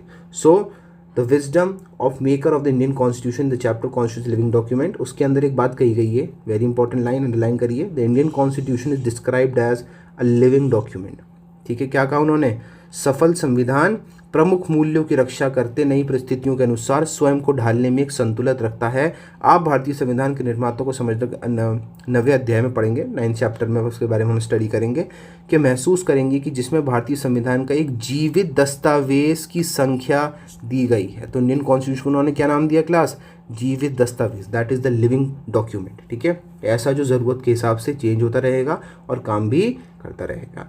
Thus, striking the balance between the possibility to change the provision and the limits of such changes, the Constitution has ensured that it will survive as a document respected by the people, ठीक है. तो एक ऐसा document है जिसकी हर कोई respect करेगा ही करेगा. The arrangement also ensure that no section of group can on its own summer the constitution. मतलब कोई भी एक ऐसा संस्था या कोई भी एक ऐसा इंसान नहीं है जो इसे क्या कर दे, वीक कर दे. हर किसी को इसको फॉलो करना ही पड़ेगा. Okay. So ensure that no section of group can on its own summer the constitution. Okay. So संज्ञाधीश इसके प्रावधान के वजह संविधान एक हद तक ठोस रूप से संतुलन बैठाकर संविधान संरचित करता है, और कि वह दृढ़ होगा और जनता का आदर प्राप्त करेगा. इस व्यवस्था से ये भी सुनिश्चित हो जाता है कि कोई भी वर्ग या समूह अपने बलबूते संविधान को नष्ट नहीं कर सकेगा, ठीक है. There is no authority that can destroy the constitution of India by its own. Okay. So therefore in determining whether a constitution is authority you can ask yourself these 3 questions. अब इन्होंने क्या कहा, अपने आप से अभी 3 सवाल पूछिए. पहला, were the people who enacted the constitution credible? The question will be answered in the remaining part of this chapter. कि जो जिन लोगों ने हमारे हिंदुस्तान का संविधान बनाए हैं, क्या वो प्रशंसा करने लायक हैं, क्या उनको हमें क्रेडिट देना चाहिए या नहीं देना चाहिए. बिल्कुल देना चाहिए सर, क्योंकि उन्होंने इतना स्ट्रॉन्गेस्ट कॉन्स्टिट्यूशन बनाया, सबसे अच्छा कॉन्स्टिट्यूशन बनाया है ना बेटा. सो क्या जिन लोगों को संविधान बनाया विवशता है, इस प्रश्न का उत्तर इसी अध्याय के आगे मिलेगा कि भाई उन्होंने क्या करा, कैसे करा, ठीक है. Secondly, did the constitution ensure the power was intellectually organized so that it was not easy for any group to sum up the constitution? And most importantly, does the constitution give everyone the same reason to go along with it? Most of this book is about this question, ठीक है. तो सही बात है, sir संविधान ने हमें हर reason दिया उसके साथ जाने के लिए, संविधान ने हमें भी पावरफुल किया, हमारी भी लिमिट्स लगाई, कॉन्स्टिट्यूशन को भी पावर किया, उसकी भी लिमिट लगाई, संविधान ने सब काम किए, पहले पावर दी, पावर को कंट्रोल किया, और पावर को अगर तोड़ोगे तो उस पर पनिशमेंट भी लगाई जाएगी। ठीक है, तो ये संविधान बेसिकली क्या है, एक पूरी तरीके से हमारे हिंदुस्तान को लेके चलने की क्षमता रखता है और चल ही रहा है। ठीक है ना class. Also the constitution the locus of the people hope and aspiration, लोगों की उम्मीदों पर खतरा उतरा कि भाई लोगों ने जो सोचा वो उसने किया। The ability of the constitution to command voluntary allegiance to the people depend upon certain extent upon whether the constitution is just और the principle of justice underline the Indian constitution, the last chapter talked about this. अर्थात क्या संविधान लोगों की आशंकाओं और आशंकाओं का पिटारा है? यस, बिल्कुल है, क्योंकि ये इन सब चीज़ों को पूरा कर रहा है। इसके अलावा संविधान द्वारा लोगों को निष्ठ प्राप्त करने की योजनाएं काफ़ी कुछ इस बेहतर पर भी निर्भर करती हैं कि संविधान न्यायपूर्ण है या नहीं। भारतीय संविधान में न्याय के बुनियादी सिद्धांत क्या हैं, इस पुस्तक के अंतिम में आप इस सब चीज़ों के बारे में अच्छे से समझ जाएंगे। Okay class, let's move to the next topic, how was Indian constitution made. ये हमारे लिए इंपॉर्टेंट टॉपिक भी रहेगा कि संविधान कैसे बना। Okay class, so let's talk about the other topic, how was Indian constitution made. Okay, so let us find out how the Indian Constitution was made. Formally, the Constitution was made by the Constituent Assembly, which have been elected for undivided India. Okay, so as you know, 1946 से constitution बनाने की बात हमने start कर दी थी। ठीक है, कि हम इसका कॉन्स्टिट्यूशन को प्रिपेयर करेंगे। तो we were not expecting partition in 1947, but वो हो गया। ठीक है ना। सो आइए देखते हैं भारत संविधान कैसे बना। अनौपचारिक रूप से एक संविधान सभा में संविधान को बनाए, जिसे अविभाजित भारत में निर्वाचित किया गया। इसकी पहली बैठक 9 दिसंबर 1946 को हुई। ठीक है, first meeting on 9 December 1946 and reassembled in constituent assembly for divided India on 14 August 1947। ठीक है, तो ये दोनों डेट्स आपको याद करने की हैं, अच्छे से याद करिएगा, इनको भूलिएगा मत। ओके, इसके अलावा it member were chosen bye indirectly election by the member of provincial legislative assembly. ठीक है, तो यहाँ पर इनडायरेक्टली इलेक्शंस हुए, नॉर्मल इलेक्शंस नहीं जैसे कि आज होते हैं उस टाइम पे, क्योंकि हमारे पास अपनी सरकार नहीं थी, इसी वजह से हम डायरेक्ट इलेक्शंस को नहीं कर सकते थे। ओके, सो विभाजित भारत को संविधान सभा के रूप में इसका पुनर्बैठक हुई। ओके, उसके अलावा 1935 के स्थापित परंपरिक विधानसभाओं। ठीक है, तो 1935 में क्या हुआ, एक लॉ पास हुआ जिसको हम गवर्नमेंट ऑफ इंडिया एक्ट कहते हैं। ठीक है, ऑफ 1935। ठीक है, इस एक्ट को यूज़ करके ही हमने अपने इंडियन कॉन्स्टिट्यूशन को प्रिपेयर किया है। ओके क्लास, तो आपको आगे भी पढ़ाया जाएगा। दो एक्ट, एक 1919 है और एक 1935 है, जिसको यूज़ करके हमने अपने इंडियन कॉन्स्टिट्यूशन को तैयार किया है। ठीक है, सो ये रहा government of India act of 1935। The Constituent Assembly was composed roughly around the line suggested by the plan proposed by the committee of the British cabinet known as cabinet mission। तो ये जो सब काम हो रहा है क्लास, ये cabinet mission plan की वजह से हो रहा है, क्योंकि उसी ने सारा प्लान को तैयार किया। संविधान सभा की रचना लगभग उसी योजना के अनुसार हुई जिसे ब्रिटिश मंत्रिपद ने एक समिति कैबिनेट मिशन का नाम दिया प्रस्ताव के लिए, ये योजना के अनुसार। ठीक है, लेट्स टॉक अबाउट कि कैबिनेट मिशन प्लान क्या कहता है sir. Each provision and each princely state of the group of the state or allotted seat proportion to their representative respective population roughly in the ratio 1:10,000। ठीक है, तो यहाँ पर हम क्लास किस चीज़ की बात कर रहे हैं, ये इंपॉर्टेंट है। यहाँ पर हम जो बात कर रहे हैं class, we were talking here about the princely states. ठीक है, ये बहुत इंपॉर्टेंट है, जो हमारे लिए डिस्कशन का टॉपिक है। ठीक है, देखिए दोबारा क्या कहा उन्होंने, प्रत्येक पंथ देशी रियासत या रियासतों के समूह से उनकी जनसंख्या के अनुसार सीटें दी जाएंगी। मोटे तौर पर 1 लाख की जनसंख्या पर एक सीट की अनुपात रखा गया। ओके, इंग्लिश में आप देख सकते हैं, दूसरी तरफ भी लिखा हुआ है, जहाँ जो बेसिकली डिस्कशन हमने किया वो किसके लिए किया क्लास, देशी रियासत या रियासतों। ठीक है, जो हम यहाँ बात कर रहे थे कि 1946 में हमारे पास अराउंड 565 प्रिंसली स्टेट्स हुआ करती थी, मतलब जहाँ पर राजा रजवाड़े रूल किया करते थे, तो उनकी ना खुद की करेंसी हुआ करती थी, उनकी खुद की आर्मी थी, खुद की उनके लोग थे, पीपल थे, इसी वजह से उन लोगों को, और उनके लोग काफ़ी ज़्यादा थे। ठीक है ना, इसी वजह से जो प्रोपोर्शन बांटा गया वो 1:10 लाख बैठा गया। देखिए यहाँ लिखा हुआ भी है 1:10 लाख, ठीक है। तो ये तरीके से एक सेट करा गया प्रोपोर्शन कि कितनी जगह से कितने लोग आएंगे। ये 10 लाख लोगों की जगह पर सिर्फ एक आदमी रिप्रेजेंट करेगा, कहाँ से? प्रिंसली स्टेट से, दैट इज़ देसी रियासत या रियासतों से, ठीक है बेटा। As a result the provinces that were the under the British rule were to be elected 292 members while the princely state allotted a minimum of 93 seats. तो ये सीट एलोकेशन की यहाँ पर उन्होंने बेसिकली बात करी, ठीक है। ब्रिटिश सरकार प्रत्येक शासन वाले प्रांतों को 292 सदस्य चुनने थे तथा देशी रियासतों को नियुक्तम 93 सीटें आवंटित की गई। Okay class, as simple as that. The seat in each provinces, provinces मतलब इलाके, और distributed among the 3 main communities that is Muslim, Sindh and general, ठीक है। 3 अलग अलग कम्युनिटीज़ में सीटों को डिवाइड किया गया in proportional to the respective population, ठीक है, उनकी जनसंख्या के हिसाब से, ठीक है ना। उनकी जनसंख्या के अनुपात के बांट दिया गया। किसको बांट दिया गया? जगहों को, जो सीटें थी उनको। Okay class. Member of the each community in the provincial legislature assembly elected their own representative by the method of proportional representative single transferable, ठीक है। सबको एक ही वोट मिला, कोई वाली बात जैसे आज है, ठीक है। और सबने अपने अपने प्रतिनिधि को नियुक्त किया, चूज़ किया कि हाँ भाई हमें किसको अपॉइंट करना है। उनके समर्पित प्रतिनिधि को एकल संक्रमण मत पद्धति का प्रयोग किया।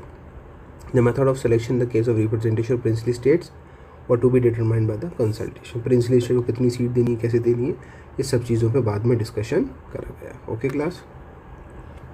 In the previous section discuss the 3 factors that make the constitution effective and respectable.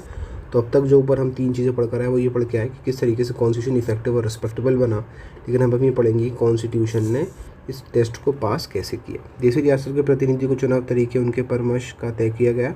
अध्ययन के पिछले भाग में इन 3 कारणों का प्रकार डाला गया जो संविधान के प्रभावी और सम्मान में योग्य बनाता है। भारतीय संविधान इस परीक्षा की किस हद तक कामयाब होता है, तो इसके बारे में हम आगे पढ़ेंगे। Composition of the constituent assembly. तो composition of the constituent assembly as a consequences of partition under the plan of 3rd June, members who were elected from territories were felt under the Pakistan ceased to be the member of Constituent Assembly, ठीक है। जो पाकिस्तान के थे वो पाकिस्तान चले गए और जो इंडिया के थे वो इंडिया में रहे। The number of member in the assembly were reduce to 292। Okay, finally member को कम करके 292 कर दिया गया।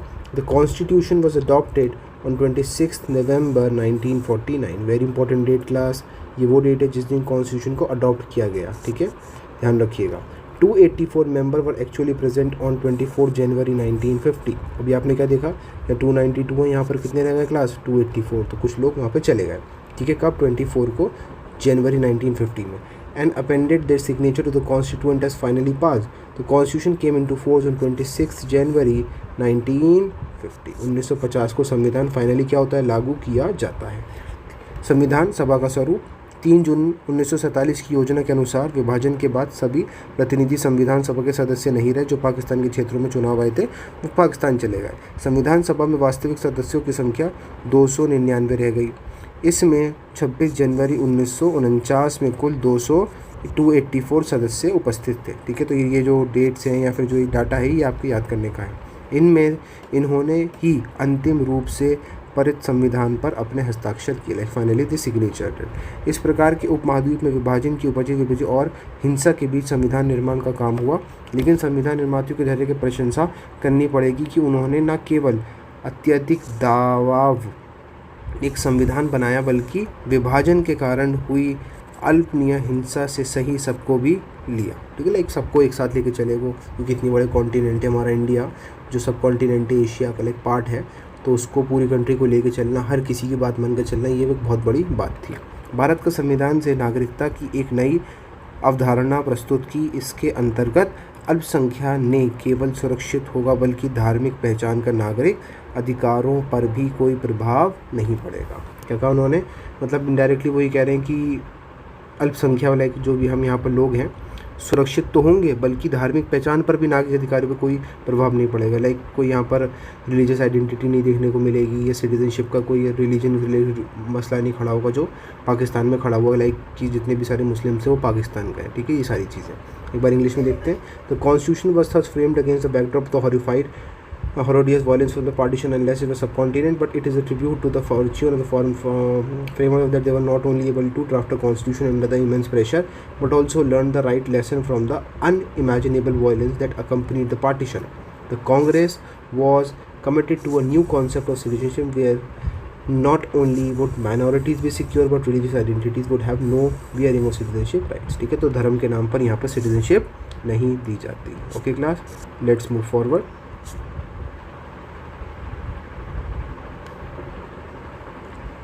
लेकिन संविधान सभा का गठन ये एक विवरण केवल साहित्य तौर पर ही हमें बताता है कि संविधान वास्तव में बना कैसे. ठीक है, तब ये हमारी बात ये कि संविधान को बनाया किस तरीके से गया. Class, this account of the composition of the constituent assembly that drafted the constitution touches upon only the surface of how our constitution was made. ठीक है, तब हमारा डिस्कशन क्या है, बना कैसे. The member of the assembly were not elected by universal suffrage. There is a serious attempt to make the assembly a representative body.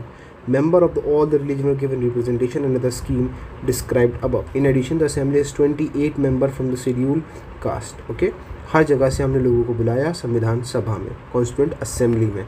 In terms of political parties the Congress dominated the assembly occupying as many 82% of the seats in the assembly. अब एक ही तो party थी जो उस time पे सबसे ज़्यादा powerful थी, दैट वाज द कांग्रेस. इसलिए 82% सीट किसको दी गई, कांग्रेस की ही थी.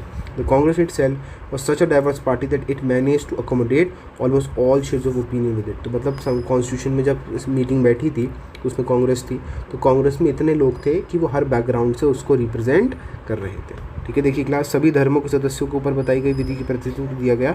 इसके अंतर्गत संविधान सभा में उस समय अनुसूची वर्गों के 26 सदस्य थे.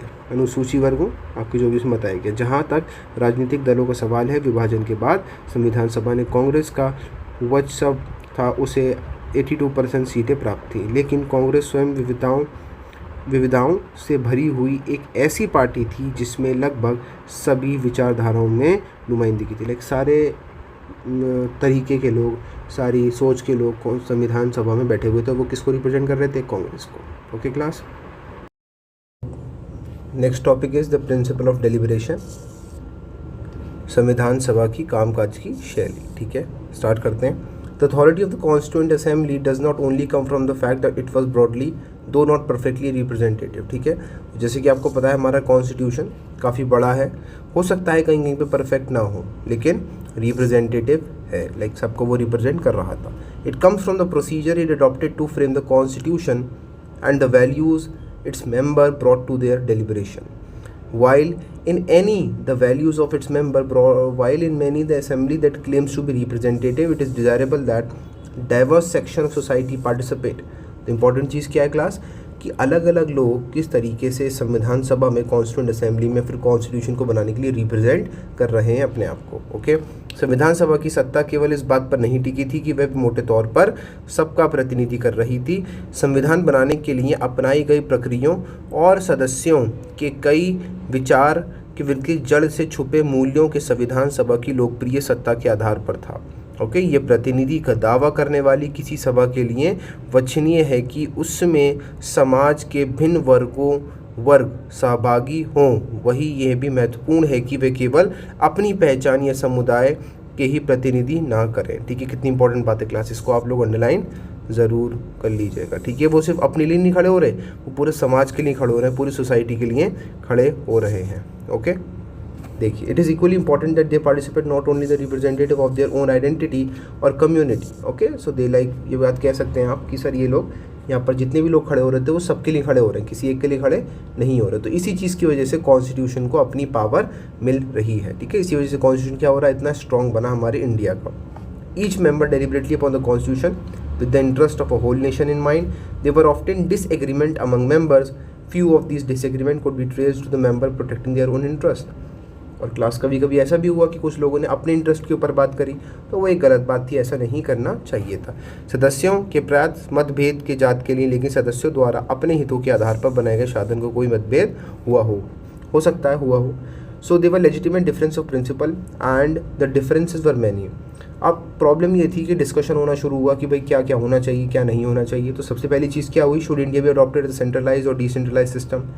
ठीक है ना, कि सेंट्रलाइज और डिसेंट्रलाइजेशन, इसके बारे में हम आगे आके पढ़ेंगे कि सारी पावर सेंटर के पास होनी चाहिए, ये पावर को डिवाइड करना चाहिए. ठीक है, जैसे कि ये सब चीज़ें आपने 10th स्टैंडर्ड में पढ़ रखी हैं. कि ये बेसिकली कॉन्सेप्ट है फेडरलिज्म का, ठीक है, division of power between the centre and the state.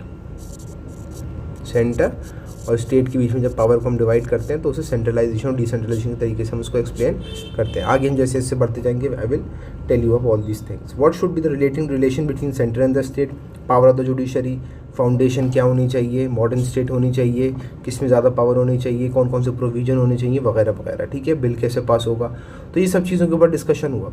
एक चीज़ थी जिसके ऊपर कम डिस्कशन था, constitution was part without virtually any debate, the introduction of universal suffrage meaning all citizen reaching a certain age would be entitled to vote in respect of the religion, वगैरह वगैरह, ठीक है। तो इस चीज़ के ऊपर उन्होंने ज़्यादा डिस्कशन नहीं किया क्योंकि सबको पता था कि भाई everyone wants right to vote, ठीक है। तो ये हमारे लिए इंपॉर्टेंट चीज़ भी थी, ठीक है ना, जो लगभग बिना किसी वाद विवाद के पास हो गया था। वह प्रधान सार्वभौमिक मतभेद का था, जिसका अर्थ है कि धर्म, जाति, शिक्षा, लिंग और आय के आधार पर मतभेद के बिना सभी नागरिकों को एक निश्चित आय प्राप्त करके वोट देने का अधिकार होगा। Okay class, so while the member left with no need to all discuss the issues who should have the right to vote, every other matter was seriously discussed, debated. Nothing can be better testament to this democratic commitment of this assembly, ठीक है। इससे ज़्यादा बेहतर, मतलब like you can say that, इससे ज़्यादा बेहतर जो डिस्कशन था वो नहीं हो सकता था, ठीक है।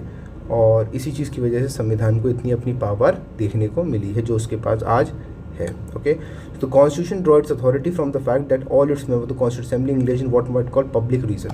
तो हर कोई यहाँ पे जो काम कर रहा है ना क्लास, वो किसके लिए कर रहा है, पब्लिक के लिए कर रहा है। That's why they are using the word public reason. संविधान सभा की असली ताकत इस बात से मिल रही है कि सार्वजनिक हित, पब्लिक रीजन का काम कर रही है। Okay, the member of the assembly plays a great emphasis on discussion and reason argument. Okay, बहसबाजी हुई, हर चीज़ के ऊपर आर्ग्यूमेंट हुआ कि ये ज़रूरी भी है। They did not simply advance their discussion and reason argument, they simply to advance their own interest but give principle reason to other member for their position, ठीक है। अदर और लोगों को भी रीज़न देने का अधिकार मिला, ये नहीं कि आप अपनी बात को अपने आप ही एक्सप्लेन खड़े करो, नहीं, हर किसी को अथॉरिटी है, हर कोई क्या करेगा, आराम से अपना रीज़न दे, अपनी पोजीशन को एक्सप्लेन करे कि हाँ भाई मैं ये चाहता हूँ, वगैरह वगैरह। Okay, so the very fact of giving reason to other makes you move away from the simple and narrow consideration of your own interest because you have a great reason to make all them go along with your view point. तो ये कह सकते हैं कि sir हर कोई अपने point का reason इसलिए देने को हमने कहा क्योंकि हमारे पास बेटर अंडरस्टैंडिंग होती है उस चीज़ की जिसके ऊपर हम बात करना चाह रहे हैं, ठीक है ना। जैसे एग्जांपल के तौर पे कोई बात आपने कही तो आपको पता है वो आप क्यों कह रहे हो, या फिर उसके पीछे आपका बिहाइंड द रीज़न क्या है। इसी वजह से हर किसी को अपनी बात को एक्सप्लेन करने के लिए उसको पूरा टाइम और क्या कहते हैं उसे आप सपोर्ट दिया गया कि yes explain your point and prove your point that yes this has to be added in the constitution. Okay class, see so अपने हितों की बात नहीं बल्कि अपने सोच और फैसले के पक्ष में अन्य सदस्यों के सार्वजनिक कारण दिए, अपनी सोच के पक्ष में दूसरों के तर्कपूर्ण संवाद सौरभ के संकल्प के ऊपर उठाता था। संविधान सभा में हुई चर्चा मोटे मोटे खंडों की प्रक्रिया हुई और वे अनुच्छेद को लेकर जैसी विस्तृत में बारीकी में बातचीत हुई है वह सार्वजनिक विभेद की भावना को सबसे प्रभावी ढंग से सामने लाती है। ठीक, कितनी इंपॉर्टेंट बात है सर, जिस तरीके से हर आर्टिकल व आर्टिकल हमने क्या करा, डिस्कशन करा है, तो ये सब चीज़ें संविधान को क्या कर रही हैं, और ज़्यादा पावर दे रही हैं। ओके ना, so the very fact of giving reason to make you move away from the simple narrowness of your own interest because you have a great reason to make other with go with your self. Okay class, okay, the voluminous debate on Constituent Assembly where each clause of the Constitution was subjected to scrutiny and debate. Her clause को हमने क्या करा, बहुत scrutinize करके debate करके पढ़ा। To tribute to the public reason and the best, these debates deserve to be memorizable as one of the most significant chapters in the history of constitution making, equal importance of French and American Revolution। तो वही वाली बात sir कि इनको हमारे संविधान के तरीके से जैसे और कंट्री कॉन्स्टिट्यूशंस बने हैं इस तरीके से हमने भी अपने संविधान को बनाने के लिए सब काम किए। ये बहसें भी फ्रांसीसी और अमेरिका क्रांति की तरह संवैधानिक निर्माण के इतिहास का सबसे महत्वपूर्ण और यादगार अध्याय में से है। ठीक है, अगर आपसे एग्जाम में क्वेश्चन आता है क्लास, तो what you will going to explain, first of all you will going to tell कि भाई ये वाला पॉइंट एक्सप्लेन करिएगा, उसके बाद आप बताइएगा कि इंडिया ने पावर को डिस्कशन से अपॉइंट किया, उसके बाद आप बताएंगे कि भाई हमने यूनिवर्सल अडल्ट फ्रेंचाइजी बिना वोटिंग की और बिना किसी चीज़ के इंट्रोड्यूस करा दी, क्योंकि वो सबसे ज़्यादा इंपॉर्टेंट था, क्योंकि चीज़ें पता चलता है कि हमारी कंट्री में डेमोक्रेसी है। उसके बाद हम हर काम पब्लिक रीज़न की वजह से कर रहे हैं, हमने हर चीज़ को रीज़न दिया अपने पॉइंट को एक्सप्लेन करने का, और लास्ट हमारा भी वो उतना ही you can say that power है या फिर उतना ही कंट्रीब्यूशन है जितना फ्रेंच और अमेरिकन रेवोल्यूशन के अंदर हमें देखने को मिला है। ठीक है, अगर हम हिंदी में देखें तो सबसे पहले तो अभी बताइएगा कि भाई हमने संविधान को पावर कैसे मिली, कि संविधान सबसे बड़ा है, हर किसी को रिप्रेजेंट करता है, ठीक है। उसके बाद आप यहाँ पर बताइएगा कि भाई हमने अपने पूरे इंडिया में बिना डिस्कशन के, बिना डिबेट के राइट टू वोट सबको दिया, ठीक है। दूसरी तरफ हमने क्या करा, हर चीज़ के ऊपर ये राइट टू वोट वाला पॉइंट आपका यहाँ पे आ गया। उसके बाद हम पब्लिक रीजन की वजह से हर चीज़ को एक्सप्लेन करते हैं, क्लॉज बाय क्लॉज हमने हर चीज़ को एक्सप्लेन किया, डिस्कशन किया, डिबेट किया, ताकि हर कोई अपने पॉइंट को प्रूव कर सके। और हमारा जो संविधान है उसमें इतना ही उसका रोल है जितना फ्रांसीसी और अमेरिका का रोल है। Okay class. Next topic is the principle of deliberation, संविधान सभा की कामकाज की शैली, ठीक है। स्टार्ट करते हैं। The authority of the constituent assembly does not only come from the fact that it was broadly दो नॉट परफेक्टली रिप्रेजेंटेटिव, ठीक है। जैसे कि आपको पता है हमारा कॉन्स्टिट्यूशन काफ़ी बड़ा है, हो सकता है कहीं कहीं पे परफेक्ट ना हो, लेकिन रिप्रेजेंटेटिव है, लाइक सबको वो रिप्रेजेंट कर रहा था। It comes from the procedure it adopted to frame the constitution and the values its member brought to their deliberation. While in many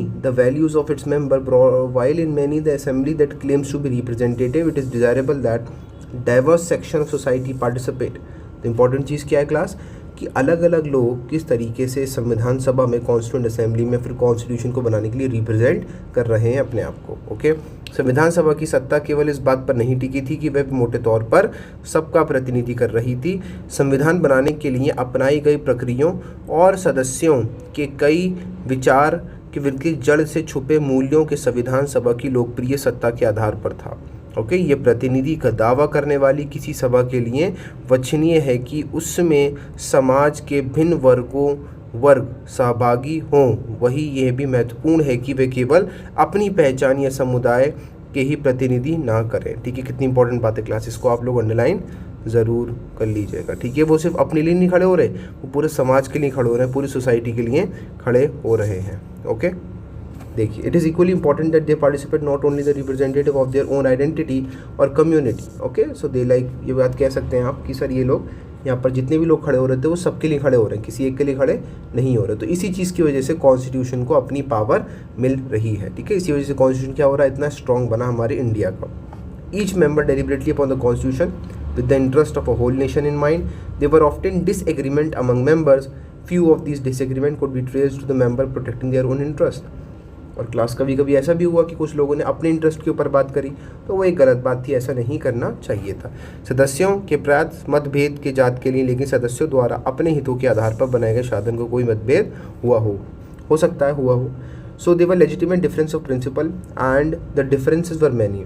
अब प्रॉब्लम ये थी कि डिस्कशन होना शुरू हुआ कि भाई क्या क्या होना चाहिए, क्या नहीं होना चाहिए। तो सबसे पहली चीज़ क्या हुई, शुड इंडिया भी अडॉप्टेड द सेंट्रलाइज और डिसेंट्रलाइज सिस्टम, ठीक है ना, कि सेंट्रलाइज और डिसेंट्रलाइजेशन, इसके बारे में हम आगे आके पढ़ेंगे कि सारी पावर सेंटर के पास होनी चाहिए, ये पावर को डिवाइड करना चाहिए, ठीक है। जैसे कि ये सब चीज़ें आपने 10th स्टैंडर्ड में पढ़ रखी हैं कि ये बेसिकली कॉन्सेप्ट है फेडरलिज्म का, ठीक है, division of power between the centre and the state. Centre और स्टेट के बीच में जब पावर को हम डिवाइड करते हैं तो उसे सेंट्रलाइजेशन और डिसेंट्रलाइजेशन के तरीके से हम उसको एक्सप्लेन करते हैं। आगे हम जैसे जैसे बढ़ते जाएंगे, I will tell you of all these things. What should be the relation between centre and the state, power of the judiciary, foundation क्या होनी चाहिए, मॉडर्न स्टेट होनी चाहिए, किस में ज़्यादा पावर होनी चाहिए, कौन कौन से प्रोविजन होने चाहिए, वगैरह वगैरह, ठीक है। बिल कैसे पास होगा, तो ये सब चीज़ों के ऊपर डिस्कशन हुआ। एक चीज़ थी जिसके ऊपर कम डिस्कशन था, constitution was part without virtually any debate, the introduction of universal suffrage meaning all citizen reaching a certain age would be entitled to vote respect of the religion, वगैरह वगैरह, ठीक है। तो इस चीज़ के ऊपर उन्होंने ज़्यादा डिस्कशन नहीं किया, क्योंकि सबको पता था कि भाई everyone wants right to vote, ठीक है। तो ये हमारे लिए इंपॉर्टेंट चीज़ भी थी, ठीक है ना। जो लगभग बिना किसी वाद विवाद के पास हो गया था वह प्रधान सार्वभौमिक मतभेद का आधार, जिसका अर्थ है कि धर्म, जाति, शिक्षा, लिंग और आय के आधार पर मतभेद के बिना सभी नागरिकों को एक निश्चित आय प्राप्त करके वोट देने का अधिकार होगा। Okay class, so while the member left with no need to all discuss the issues who should have the right to vote, every other matter was seriously discussed, debated. Nothing can be better testament to this democratic commitment of this assembly, ठीक है। इससे ज़्यादा बेहतर, मतलब like you can say that, इससे ज़्यादा बेहतर जो डिस्कशन था वो नहीं हो सकता था, ठीक है। और इसी चीज़ की वजह से संविधान को इतनी अपनी पावर देखने को मिली है जो उसके पास आज है। ओके, तो constitution draw its authority from the fact that all its member the constitution assembly English in what might call public reason. तो हर कोई यहाँ पे जो काम कर रहा है ना क्लास, वो किसके लिए कर रहा है, पब्लिक के लिए कर रहा है। That's why they are using the word public reason. संविधान सभा के असली ताकत इस बात से मिल रही है कि सार्वजनिक हित, public reason.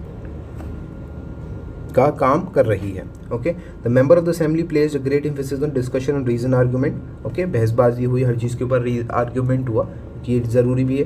They did not simply advance their discussion and reason argument, they need to advance their own interest but give principle reason to other member for their position. ठीक है, अगर और लोगों को भी रीज़न देने का अधिकार मिला, ये नहीं कि आप अपनी बात को अपने आप ही एक्सप्लेन खड़े करो, नहीं, हर किसी को अथॉरिटी है, हर कोई क्या करेगा, आराम से अपना रीज़न दे, अपनी पोजीशन को एक्सप्लेन करे कि हाँ भाई मैं ये चाहता हूँ वगैरह वगैरह। Okay, so the very fact of giving reason to other makes you move away from the simple and narrow consideration of your own interest because you have a great reason to make all them go along with your view point. तो ये कह सकते हैं कि sir हर कोई अपने point का reason इसलिए देने को हमने कहा क्योंकि हमारे पास बेटर अंडरस्टैंडिंग होती है उस चीज़ की जिसके ऊपर हम बात करना चाह रहे हैं। ठीक है ना, जैसे एग्जांपल के तौर पे कोई बात आपने कही तो आपको पता है वो आप क्यों कह रहे हो या फिर उसके पीछे आपका बिहाइंड द रीज़न क्या है। इसी वजह से हर किसी को अपनी बात को एक्सप्लेन करने के लिए उसको पूरा टाइम और क्या कहते हैं उसे आप सपोर्ट दिया गया कि yes explain your point and prove your point that yes this has to be added in the constitution. Okay class see. So अपने हितों की बात नहीं बल्कि अपने सोच और फैसले के पक्ष में अन्य सदस्यों के सार्वजनिक कारण दिए, अपनी सोच के पक्ष में दूसरों के तर्कपूर्ण संवाद सौरभ के संकल्प के ऊपर उठाता था। संविधान सभा में हुई चर्चा मोटे मोटे खंडों की प्रक्रिया हुई और वे अनुच्छेद को लेकर जैसी विस्तृत में बारीकी में बातचीत हुई है वह सार्वजनिक विवेक की भावना को सबसे प्रभावी ढंग से सामने लाती है। ठीक, कितनी इंपॉर्टेंट बात है सर, जिस तरीके से हर आर्टिकल व आर्टिकल हमने क्या करा, डिस्कशन करा है, तो ये सब चीज़ें संविधान को क्या कर रही हैं, और ज़्यादा पावर दे रही हैं। ओके ना, so the very fact of giving reason to make you move away from the simple narrowness of your own interest because you have a great reason to make other with go with your self. Okay class,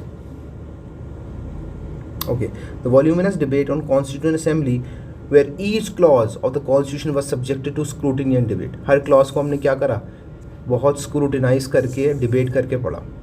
To tribute to the public reason and the best these debated deserve to be memorizable as one of the most significant chapters in the history of constitution making, equal importance of French and American Revolution। तो वही वाली बात sir कि इनको हमारे संविधान के तरीके से जैसे और कंट्री कॉन्स्टिट्यूशंस बने हैं इस तरीके से हमने भी अपने संविधान को बनाने के लिए सब काम किए। ये बहसें भी फ्रांसीसी और अमेरिका क्रांति की तरह संवैधानिक निर्माण के इतिहास का सबसे महत्वपूर्ण और यादगार अध्याय में से है। ठीक है, अगर आपसे एग्जाम में क्वेश्चन आता है क्लास तो what you will going to explain, first of all you will going to tell कि भाई ये वाला पॉइंट एक्सप्लेन करिएगा, उसके बाद आप बताइएगा कि इंडिया ने पावर को डिस्कशन से अपॉइंट किया, उसके बाद आप बताएंगे कि भाई हमने यूनिवर्सल अडल्ट फ्रेंचाइजी बिना वोटिंग की और बिना किसी चीज़ के इंट्रोड्यूस करा दी क्योंकि वो सबसे ज़्यादा इंपॉर्टेंट था, क्योंकि चीज़ें पता चलता है कि हमारी कंट्री में डेमोक्रेसी है।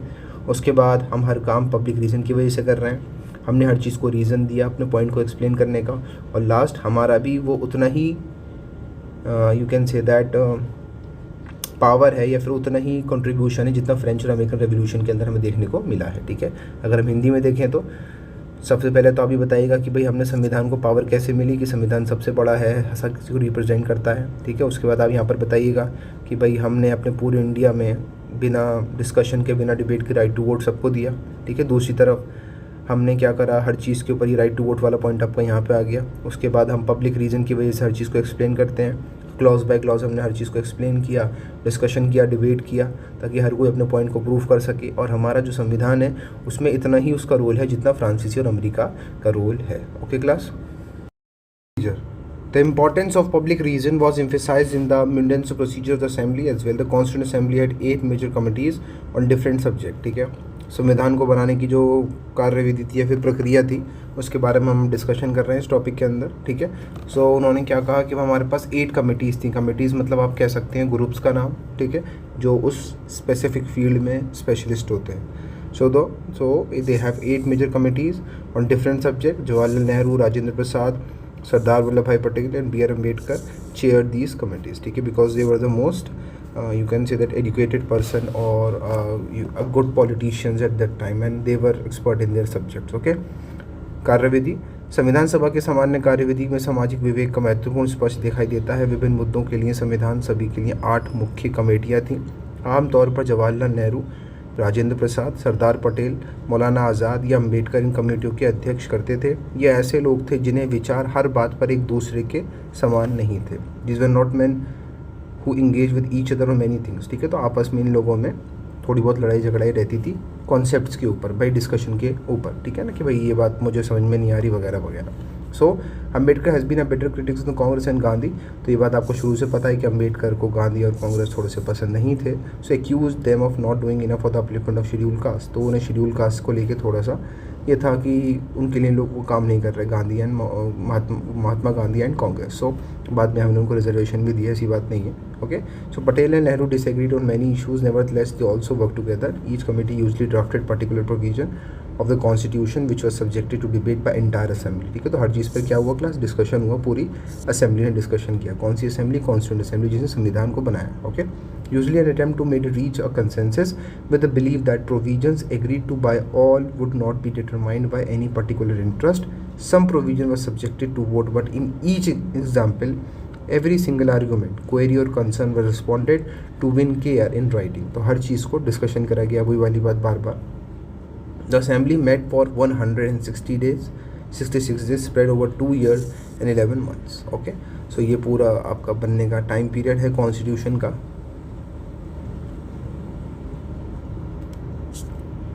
2 years 11 months 18 डेज। ठीक है, ये कॉन्स्टिट्यूशन को बनने का आपका पूरा टाइम पीरियड है। 2 साल 11 महीने 18 दिन में आपका संविधान बनकर तैयार होता है। Okay, so it session was open to the press and the public alike. सबके लिए खुला हुआ था, कोई भी आकर यहाँ पर डिस्कशन कर सकता था। ओके, आमतौर पर यह प्रथा किए गए फैसले आम राय में कोई भी प्रभाव किसी खास हेतु समूह के पक्ष में न हो। कई प्रावधानों पर निर्णय मत विभाजन करने के लिए गया। ऐसे अवसरों पर हर सरोकार का ध्यान रखा गया और हर तर्क और शंक का समाधान बहुत ही सावधानी से किया गया। लिखित रूप से इनका जवाब दिया गया। 2 वर्ष और गहरे 11 महीने के अवधि के संविधान सभा में बैठक 166 दिनों तक चली। इसके सत्र अखबारों और आम लोगों के लिए भी खुले हुए थे। Like they can come and discuss the topics here. Okay, moving to the next topic, inheritance of the nationalist movement. अब इसके अंदर क्लास हम ये बात करेंगे राष्ट्रीय आंदोलन का विकास, कि भाई किस तरीके से हमने अपने संविधान को बनाने की मांग करी, या फिर क्या क्या उसके अंदर बातें थी जो हम अपने नेशनलिस्ट मूवमेंट से लेकर आ रहे हैं। जैसे अरेंजमेंट, संस्थागत व्यवस्थाएं। Third factor ensuring effectiveness of a constitution is a balance arrangement of institution of government. Basic principle is that government must be democratic and committed to the welfare of the people. The constituent assembly spend a lot of time evolving the right balance among the various institutions like executive, legislative and judiciary। ठीक है class, क्या कहा उन्होंने कि भाई आपको पता है हमारे इंडिया में हर चीज़ को बैलेंसली बनाया गया है। ठीक है, किसी को ज़्यादा पावर नहीं दी गई, किसी को कम नहीं दी गई, ताकि कोई किसी की पावर का मिसयूज़ ना कर सके। संविधान के प्रभाव बनाने का तीसरा कारण यह है कि सरकार में सभी संस्थाओं को संतुलित ढंग से व्यवस्थित किया जाए। मूल सिद्धांत ये रखा गया है कि सरकार लोकतांत्रिक रहे और जन कल्याण के लिए प्रतिबद्ध हो। संविधान सभा ने शासन के भिन्न अंग, विधायिका, कार्यपालिका और न्यायपालिका के बीच में समुचित संतुलन स्थापित करने के लिए बहुत विचार मंथन किया। संविधान सभा ने सांसदीय शासन व्यवस्था और सिद्धांत व्यवस्था को स्वीकार किया, जो एक और विधायिका और कार्यपालिका के बीच में तथा दूसरे और केंद्रीय सरकार और राज्य के बीच में शक्तियों का वितरण करती है। इंग्लिश में देखते हैं, this led to adoption for parliamentary form of government. पता है हम सबको कि पार्लियामेंट हमारी इंडिया में डेमोक्रेसी है and a federal government. Federal government का मतलब क्या है class, division of power between the centre and the state. जैसे हम आगे बढ़ेंगे चैप्टर के अंदर हम हर टॉपिक के ऊपर डिटेल में डिस्कशन जरूर करेंगे। Which would distribute the power, government power between the legislative and executive on the one hand and between the states and the central government on the other hand. While evolving the most balanced government arrangement, the maker of our constitution did not hesitate to learn from the experiment and experiences of other country। मतलब हमने दूसरी country से सीखा भी और उसको adopt भी किया। Framer of the constitution was not averse to borrowing from other constitutional tradition। Indeed, it's a testament to the wide learning that they could lay their hands upon any intellectual arrangement or historical example that was necessary for fulfilling the task at hand. सीधी सी बात है, हमने हर चीज़ को adopt किया। कोई historical incident हुआ हो या फिर कोई एक बहुत इंपॉर्टेंट चीज़ कभी लॉन्च हुई हो, हमने सोचा कि हम हर चीज़ को अपने संविधान के अंदर, कॉन्स्टिट्यूशन के अंदर इंट्रोड्यूस करेंगे, ताकि उससे क्या हो सके, हमारा कॉन्स्टिट्यूशन सक्सेसफुल हो सके, पावरफुल हो सके। Okay, so it was suited to the Indian problem and aspiration. India was extremely lucky to have an assembly that instead of being parochial in its outlook that took the best available everywhere in the world and make it their own। ठीक है, हमने इसको संविधान को adopt किया, accept किया और अपना संविधान खुद बनाया। copied from different constitutions, provision adopted from constitution of different countries, विभिन्न देशों के संविधानों से लिए गए प्रभावधान। सबसे पहले यहाँ पर अगर हम बात करें तो ब्रिटिश कॉन्स्टिट्यूशन की बात करें तो उसमें से हमने लिया first pass the post system, parliamentary form of government, idea of rule of law, institution speaker and the law making procedure. ठीक है, तो ये सारी चीज़ें हमने कहाँ से कॉपी करी? ब्रिटिश कॉन्स्टिट्यूशन से। उसके बाद यूएसए से फंडामेंटल राइट्स के बारे में, जुडिशरी इंडिपेंडेंट है, ये सारी चीज़ें हमने कहाँ से कॉपी करी? यूएसए से। इरिश कॉन्स्टिट्यूशन, आपका आयरलैंड का कॉन्स्टिट्यूशन डीपीएसपी। डीपीएसपी में क्या होता है सर कि जो सरकार को काम करने हैं लोगों के लिए वो सारे मेंशन किए जाते हैं। उसके बाद फ्रेंच रेवोल्यूशन से हमने क्या कॉपी किया और फ्रेंच कॉन्स्टिट्यूशन से principle of liberty, equality and fraternity. After that, the Canadian Constitution, quasi-federal form of government, like you can say the division of government between the center and the state। ठीक है, राज्य और केंद्रीय सरकार का जो विभाजन है, डिवीजन है, उस चीज़ को सब हम कैनेडियन कॉन्स्टिट्यूशन कॉपी किया। और आखिरी है पावर ऑफ रेजिडरी पावर। ठीक है, idea of residuary power. Okay, this comes to end of the chapter now. Thank you.